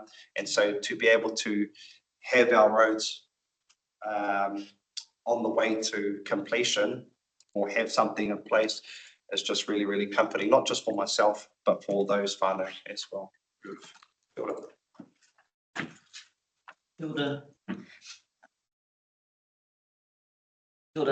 Just tautoko te pūrongo. As for them, I think about all moko and Kuaka and Hene, and you know how they were trying to tell us, and you know how scared they were to go out on those roads. So good to hear all of that. And just next meeting, I hope to make it. I had too many mokopuna that day. And was it at 4 o'clock? Was it at 4 o'clock? Your meeting? 10 a.m. So we've changed the meetings to 10 a.m. Okay. And kawe wari a whanapi. That's all I want to say. Then your next tweet, please. That's all. Okay, we've got this resolution in front of us. John's moved it, Hilda's seconded. In favour? Aye. Same, thank you. So 6.2, Casey, it's in your, that Te Kuaka received report Arotaki, Tanga presentation review, 24 points determination. So moving a second while Casey said, someone move it, please. Yeah. Thanks, John. Second. Thanks, Tom. Through the chair, take the report as read, just to say, hallelujah. We've made it through, survived another representation review. The local government commission did not require a hearing, which is major good news. They've accepted our final proposal as we put it forward. We will have a deeper dive representation review in 2026, which we will think about after elections. Yeah. Thank you. Any All in favour? Aye. Against? Abstained. Thank you. And Nina will come out of the door. Okay, so we're on 6.3. The resolution is that Kuaka received a report for Whenua Māori freehold land rating relief. So if I can get a move in a second for that to our small boku. Aye. Thank you. Second. Aye. Thanks, Tamati.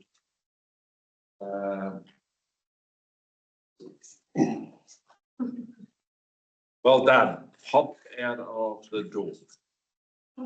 So, kia ora, Zena. We've we're going to move in second with motion. So we're just looking to you to respond to any questions or provide an update from your point of view that we need to be alert to as a group.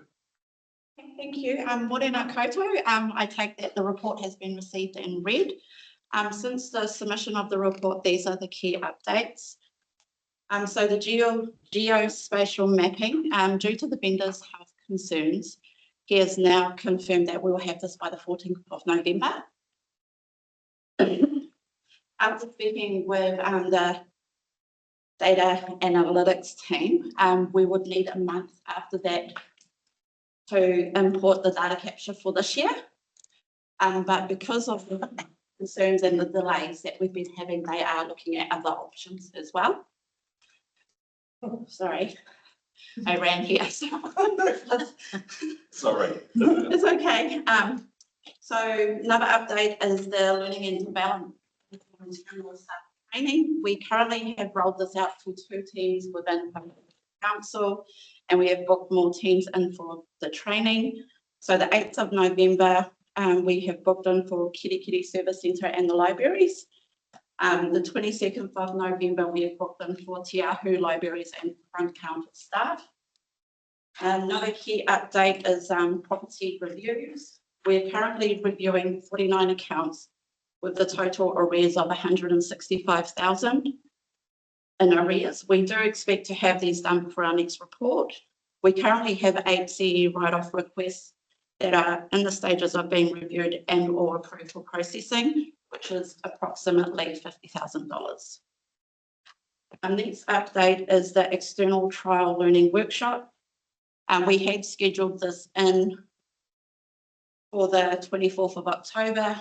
Due to staff illnesses, we postponed to the 31st of October this afternoon, but due to scheduling and timing with other meetings that clashed, we have now postponed it again. So Wednesday, the 6th of November, start in chambers at 4:30 p.m. Next update is Māori visits. We can confirm the following 3 Māori bookings that these have been added to the formal calendar as well. So Wednesday, the 13th of November is Otiria Marae for 10 a.m. to 3 p.m. Monday, the 18th of November is Roma Marae, 10 a.m. to 3 p.m. Saturday, 23rd November is Waitona Marae, 10 a.m. to 3 p.m. And we have also confirmed the attendance of our multimedia strategy and comms advisor to make a short film of one of our marae visits. Do I have any questions?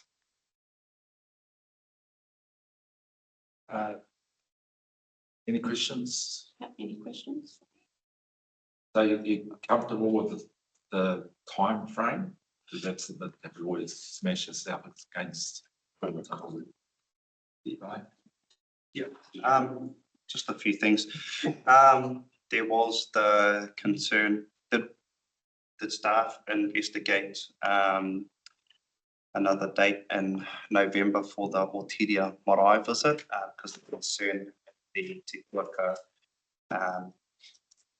that we had was like 2 weeks ago, was that the hikoi starts on the 11th of November, and so we're just ensuring that we're not favouring, but ensuring that we have a good turnout of whānau to these kaupapa.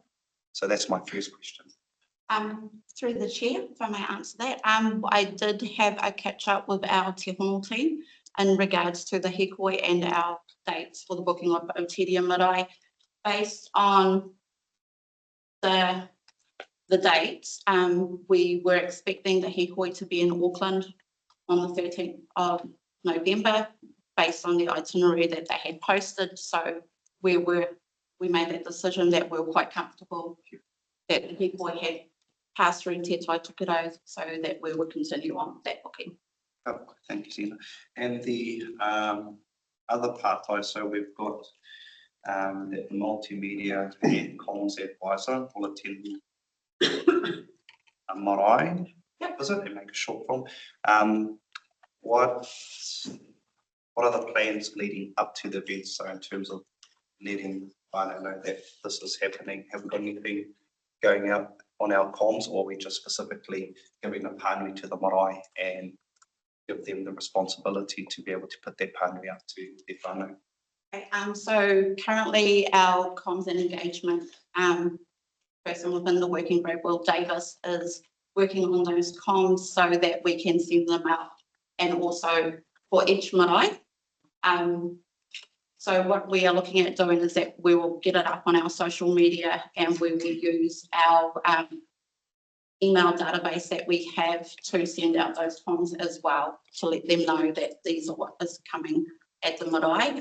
We are currently tweaking those comms at the moment, just to make sure we get the key wording correct, so then people know that it's actually a community hui, not just for people who whakapapa to those certain marae. So that's all for me.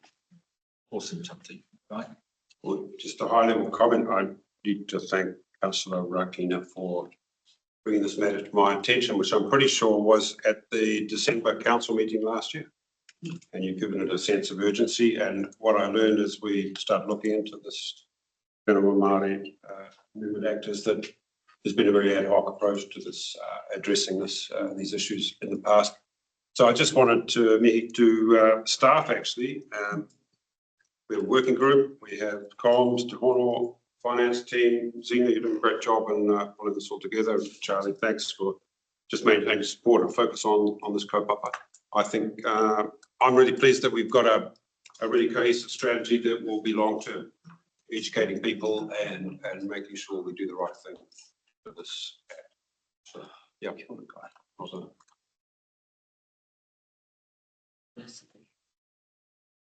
Kia ora, Felicity. Kia ora, Harry. I just have a pātai about the finance aspect for the organisation. I'm not sure when the write-offs are done through the CEO delegation. Is that spread across the other ratepayers of the district to make up that amount that's written off, like the remissions are done and the rating policies? When there's a rating remission, the other rating units across the district absorb that extra cost. How has this been addressed in terms of the way that the rating system works for when the total rating amount per rating unit is struck each financial year?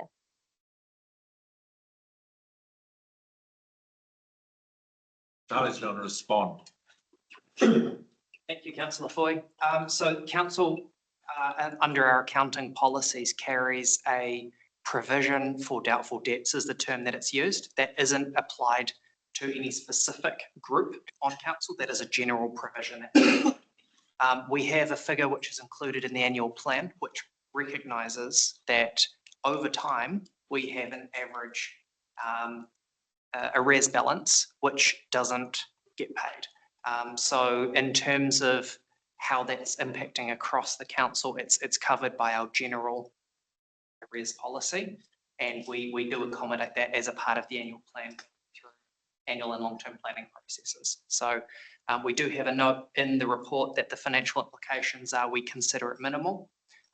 Timing is a consideration. If you were to write off everything in one go, you would see an impact to the P&L because it would exceed that provision. But as we're taking a pragmatic long-term approach to this, we expect to see that provision being utilised effectively and not to see an undue financial burden to council.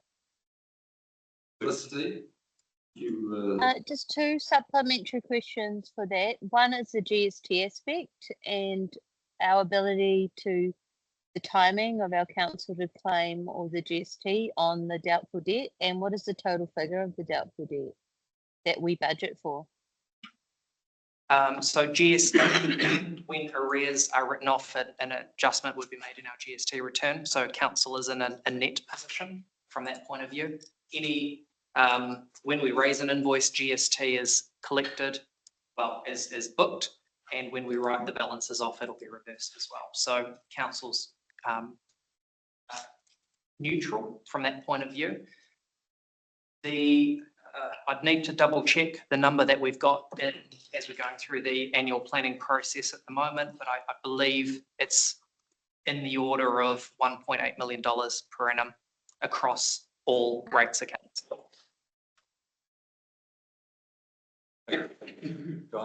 If I could just try and put to simplify that, essentially, I think, Felicity, what you're asking is, are we, so these likely remissions, are we counting these as revenue and then having to debit that back in? And the answer is no, so it doesn't create volatility in our revenue streams, because essentially we're providing for those remissions as doubtful debts. If that simplifies it or not. Thank you. The last question I have is the $1.8 million, is that OPEX or capital that we budget for? Is that the 1.8%, so almost a 2% rate in effect accounting? Or is it capitalized? Through the chair. It is in effect a reduction in income for council. So not an expense. Technically, it's recorded as a reduction in income. So remains in the statement of comprehensive income. Okay. Just one more question, if the land is unused, it shouldn't be rated. That is correct. If the land is unused, it is deemed as unrateable. Previous Te Kuaka committee meetings, we had updated our definition of what we consider as unused, as because in the Act it is quite broad. So that's why we brought in the non-rateable application form. For those that consider that their land should be treated as unrateable, they can pull in the application, send it through to us, and we can change that to non-rateable. So, thank you. And so to expect that it's a loss, to suggest that it's a loss when it wasn't used is kind of like it's a misnomer. So. Okay. So in effect, once we go through this process of updating our understanding of the whenua across the district, we would just stop rating for those unused parcels under the legislation. And so it wouldn't be income, it would be a reduction in income, it just wouldn't be rated. That's good clarification, because I just like the view that actually it's lost rates to the council. Actually, it shouldn't have been rated anyhow because no one was there. It wasn't being used. Right, so we've got, Felicity? I just wanted to clarify my partai. It was mainly about the difference between if this was a remissions policy, which we've been told it's not, because remissions are the way that the remissions policy is, it's spread across the other people, the other rateable units.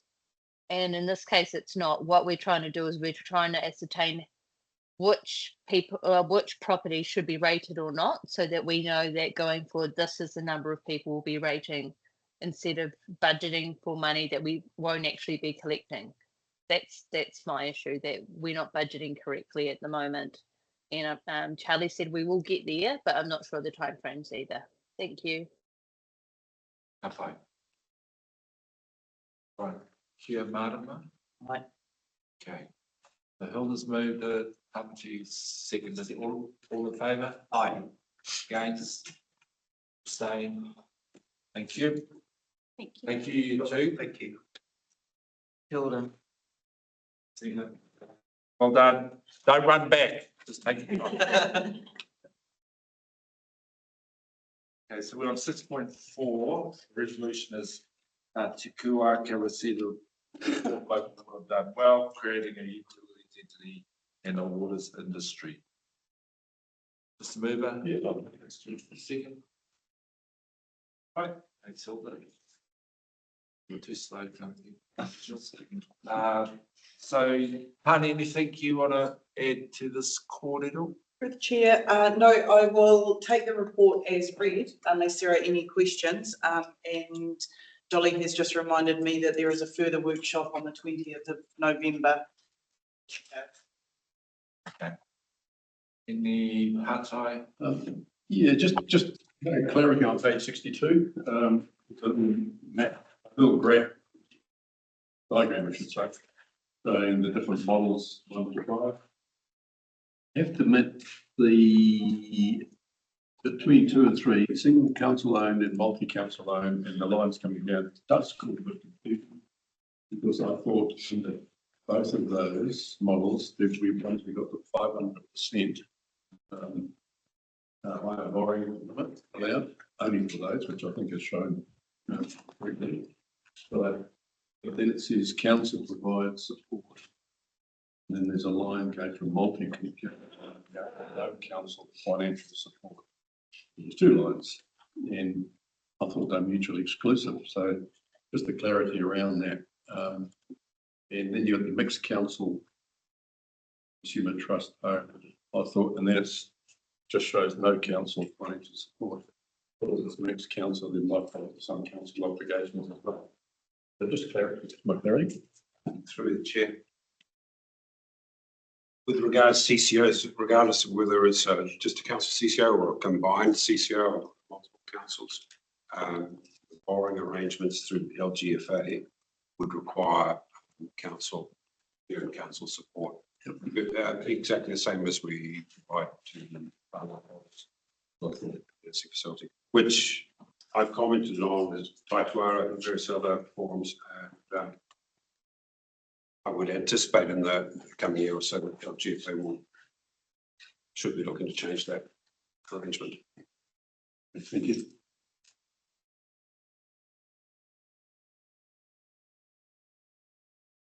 Okay.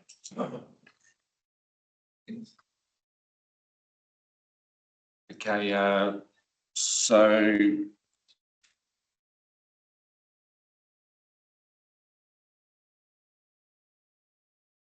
John's moved it, Paul the seconder. All in favour? Aye. Against? Abstain. Thank you. Waitangi Day. Just note the response on page 66 that Te Kuaka received the financial council Waitangi Day commemoration 2025. It's moving the second. We're running out of people to say. Keep your hand up. Come and Pete, John. Can I say something? Yeah. Oh, okay. Just, ko toa te pūtea, engari ko tāku he pai mehe mea kua pātai mai kia mātou i te tuatahi, because tōku nei whakaro me tuku he pūtea iti ki te Kaitokero Waka Federation. Without going into long detail, about 30 years ago there was a parting of the ways, and the Kaitokero Waka Federation now sort of has all of these waka in the north, and they train for about 3 or 4 months leading up to Waitangi Day. And they're also based at Hararu Falls, which works out for them. But to be included in some protocol from the council for Waitangi Day. That's all. Just looking at. Oh. Scott, you're the under his net. I was going to say crash test dummy, but crash test Scott will do. Okay. Yes, happy to respond. I believe that they come under the Waitangi Commemorations Committee. As far as there's multiple groups sitting under that, where any money that's given to them is to be distributed by that commemorations group. Do you know who's in that under that umbrella? The Waka. I don't have the full list. Sorry, but I could get hold of that. Lovely. Thank you. That'd be great. Okay, so you'll come back to I'll just make sure we've got who's covered under that. So on the house. You'll notice that Mariah is not. So part of our decision around funding to support them is because they don't come under that. And obviously this year was the first year where you can sense there's a real collaborative approach to this. So we won't have everything perfect, but we're certainly heading in the right direction. Awesome. Just one other question, sorry. How far away are we from a double bridge? I don't know if that comes from the infrastructure committee, you know, over Waitangi. Is it like in the 5-year, 10-year plan? I have a prepared answer. My colleagues will tell me whether I'm right, but they would need to go into a future LTP. Because currently it's not in the current LTP, but I would say with the significance of that event and our growth, it's important that that discussion is held around the council table and that we ensure that it's part of our future planning to put something in place there.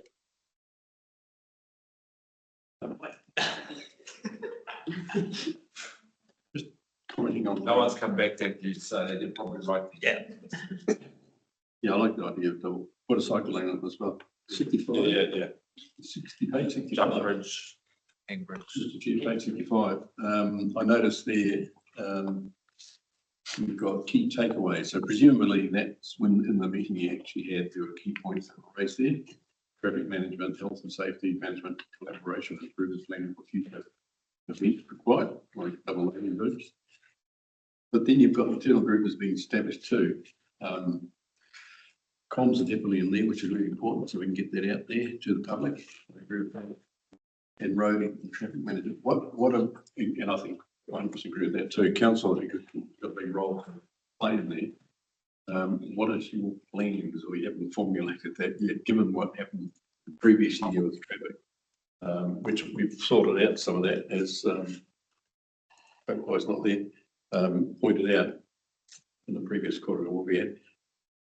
But what are your, how have you progressed any of that? That's the question. Yes, yeah. So Kath Beaumont from the roading team has been to multiple hui, which have had the members of the commemoration group, it's had the police, fire and emergency, and obviously from our perspective, when we receive the traffic management plan, we need to make sure it's okay, and then that is on plan at the moment to come to council for the December meeting to be adopted.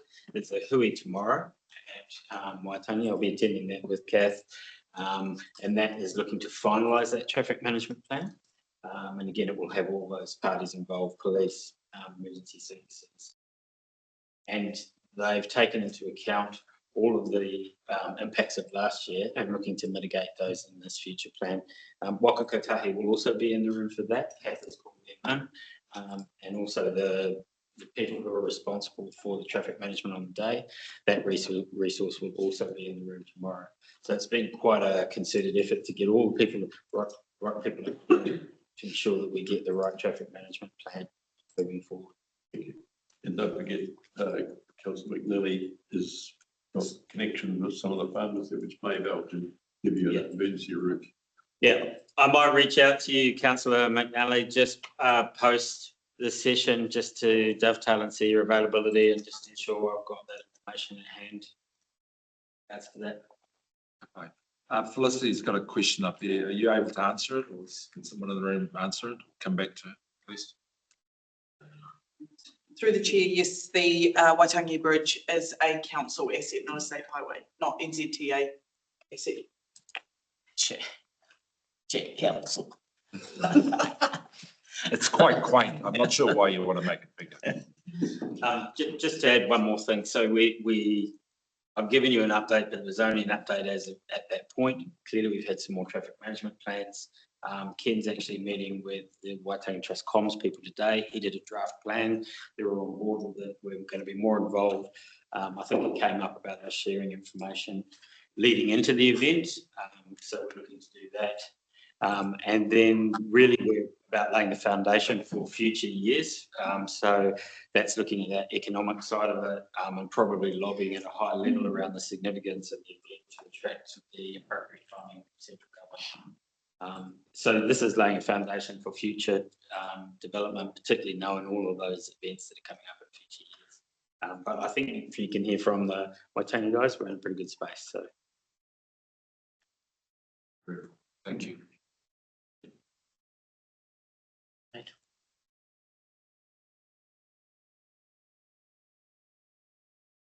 So Clementi's moved, John second, all in favour? Aye. Receiving the report. Second, against?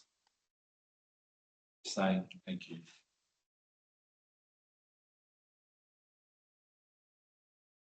Last. We got Troy Brook in the back. Hei konei koe mo te tahi tino kaupapa. The workshop. Oh, the workshop. Okay, 6.6, last resolution, that Te Kuaka, received a report, Te Kuaka Te Ao Māori, October 2023. Philip, you want to just add something to that? Please do that. That'd be good. Oh, kia ora tātou. Thank you for that, Harry. It was just more of a commentary more than anything else. And I realised that the register picks up on those resolutions that come out of reports. I was mindful that at Te Kuaka, there were some really good information reports from Te Honua around MOUs and iwi environmental management plans. And so as part of that kōrero, Te Kaho Taonu realised that there was an opportunity to come alongside and support Te Honua, and there was the opportunity of us developing what an implementation template might look like for MOUs or some of those iwi hapu environmental management plans. And I realised it was only part of an information report, but I was wanting us to sort of capture some of that kōrero, because it's obviously going to include staff time on what that might look like, but also to keep Te Kaho Tānui on track around what it is that we're seeking to do, because there's a distinct relationship between some of those implementation templates and what might be facilitated via the tile portal. So I was just trying to manage that relativity across those projects. And if we were able to identify that within the resolutions register, then it just basically keeps me honest, really. So I just thought I'd raise that as an opportunity.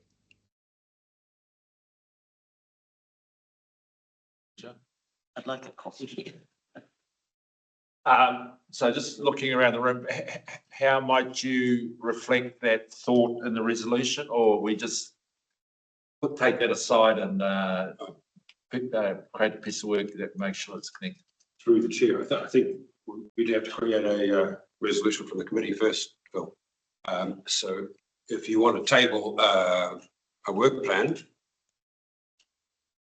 for the next committee meeting, we could discuss that, and then it would then become an open resolution if committee passes a resolution on it.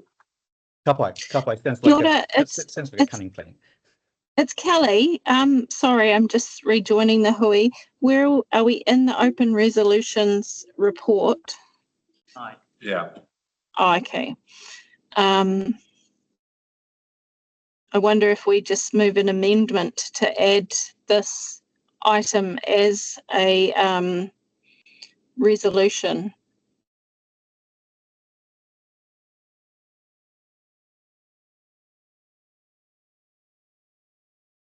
So what does that look like, Kelly? Because where we started from is we were going to get the work plan and bring it through Te Kuaka the next week and provide the resolution support through the. Okay, so as long as some work towards it can happen in the meantime, rather than, you know, like in a couple of months' time or next year, we meet and then the work happens, because I just know that there's some appetite to get something underway, and I don't want it to be held back by a resolution not being forthcoming until the work plan is proposed in a paper. Okay, so how might you suggest we word this? Fine, I'm hearing that you'd like to see it in this final resolution. What could it look like? What are your thoughts on that, CEO Guy? I'm not 100% sure what Phil is suggesting in the work plan. That's why I was saying maybe we need to identify what that work plan is. So that is really for to come. Ollie's coming through. To go, Dolly. Apologies, through the chair, if it's possible to move a motion to acknowledge support offered by Te Kahua Tānui to work with council staff, particularly around the engagement planning templates for the IHEMS, and we can add that into the open resolution. Nice. Thank you, Dolly. I'll move that. Okay, can you read it once on the whole thing? That a motion to acknowledge support offered from Te Kahua Tānui to work with council staff, particularly around the engagement planning templates for IHEMS, to be added to the open resolution. Nice. Emery has that reading. And so chair and MOUs after IHEMS. Thank you, and I'm happy to support this because it's not new information. It was something that was tabled in, I think, the last agendas report. So yeah, it's good if it's captured as an action. Ngā mihi. Yeah, I'm happy to second it. So Kelly, you move it. John will second it. Okay. Any other kōrero? Yeah, speaking and saying, I'm looking at Phil, who's got a lot of experience behind that, so confident people there. Phil, you've got a question, or you say yeehaw? Which one? It's a bit of both, actually. I was also mindful there's another key PO within those MOUs, the IHEMS, but there's also treaty settlements. And I think that because they all integrate, it would be a lost opportunity if we didn't look at what a potential treaty settlement implementation template might look like. Dolly, you need to add that, or we've just resolution by committee is really fun. Sorry, through the chair, I'm just checking because we discussed that was that also raised at the August meeting, Phil? Just checking. Ka pai, it was actually part of the report around the tile portal, around how we were looking to socialise some of those tools and those resources. Guys, got a. I just get a feeling that there's a little bit of reinventing the wheel going on here, Phil. So I was just going to ask Lani, do you have any comments on this? Because we've done significant work on. We've been working on an MOU roadshow for a year. We have MOUs, we have templates, and we've also done many IHEMs, right? So, Lani, have you got any comment on that? Is this, are we just doing this new work stream that's already been done? Chair, so we don't have what Phil is suggesting, which is the implementation and behind MOUs and IHEMs, and that's what I believe is being asked is being offered to support on is the development of the implementation plan. How do we as council actually implement MOUs and IHEMs and now treaty settlements? The probably note for me is that legal will need to be quite heavily involved in that development of the treaty settlement space as well as their specialist area. Yep. Excellent.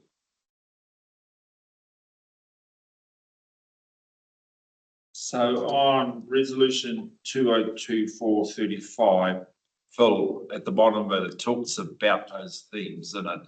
And you're talking about something different, or the notions that sit in that resolution allow us to bunny hop to that space you're trying to get to. And that's a question to Kelly as well. Yes.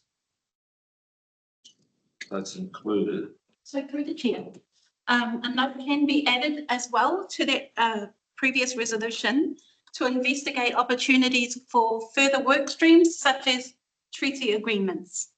Is that wording acceptable? Is that all right with you, Councillor Vucic? Yep. Okay. Kapai. So No, yep. Kelly supported it, John seconded. It's a mouthful, but I know our intent. So let's hold on to the intent. And we've got that. Move in a seconder. All in favour? Aye. Against? Abstain? Happily laugh. Thank you, everybody. That's good. I'd like to copy of that. Yeah. Okay, general business.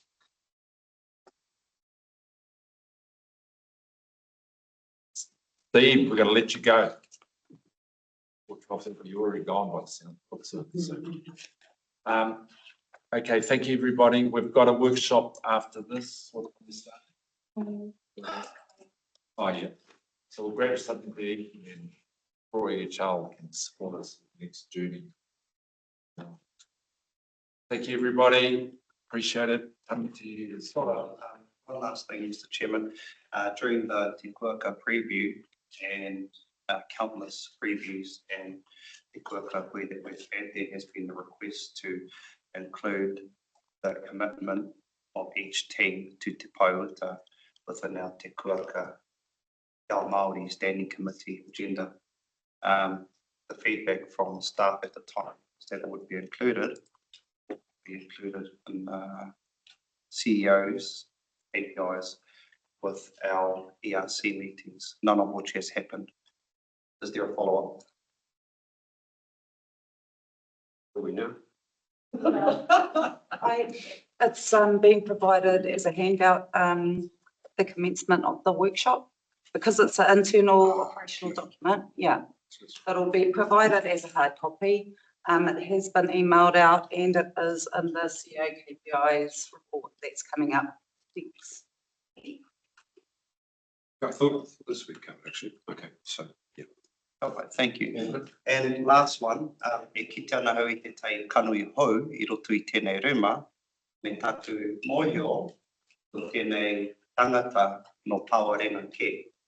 O ki mai te kai, ki tēnā hui te ingoa peri. No reira, kia hanei, te kana me tū tēnei kaimahi, ki te haka kua ki kua ia, no ia, kamutu he arawana mahi roto I tēnei kaunihera kia mōhio pū tātou katoa, ko ai tēnei tangata. Kia ora, Mr. Chair, if you might oh, sorry, Guy. I was just saying that I see that we have a new face in our room and I've done some investigating. I found out that this person is from Waimamaku, living in Waimamaku, from Pawarenga.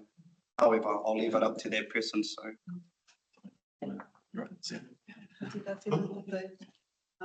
Through the chair, I've been told to say. Ka tikara me mihi ki tēnā ki tēnō o tātou, nei wanoi, e mihi ka tika ki te kaikara ki e tata nei, tēnā rau te koe, kawuti o tira ka tātou. Tēnā koe, e te councillor, tāmati, o tira tēnā tātou. Pēnei e mihi ana, mai I te paradise or Pāwaringa me ki. Tai au maunga, tai au marae, awarua te awa, e mihi kawana kia tātou. Ka tikara, e noho anau kei Waimamakui tēnei wā, engari, tēnei au he mokopuna o te paitokirai whānui, maha ngā hapu, maha ngā marae, maha ngā iwi, nō reira. Tēnei au he ihu hupe ki tēnei o ngā kaupapa he kaunihira, nōku te Waimāori e nōku te whiwhi. Tū mai nei I muri a tātou. Tēnā koe o tira tēnā tātou. My name is Sarah Petty. I hail from Pāwaringa. My marae matua, I guess, is Taiao, but I have many connections, like many of us, to many other marae and hapu and iwi into Tai Tokerau. Most of my life, all of my life, I've lived outside of the rohe, and I'm very humbled and happy to return home.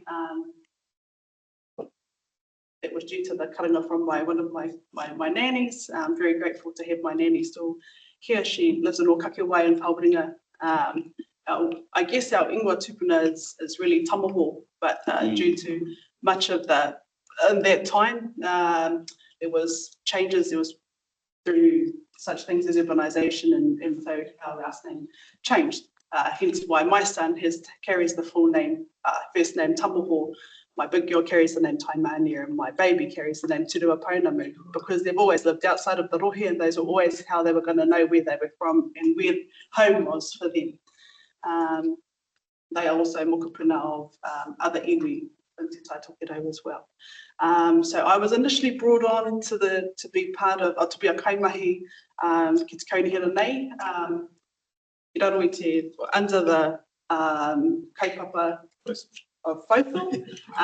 That kaupapa, or that title, I guess, or that role has been repurposed, and I will be sort of facilitating some of the kaupapa, the flood resilience kaupapa, working alongside NRC to support our tamata whenua, our marae, our hapu in those areas.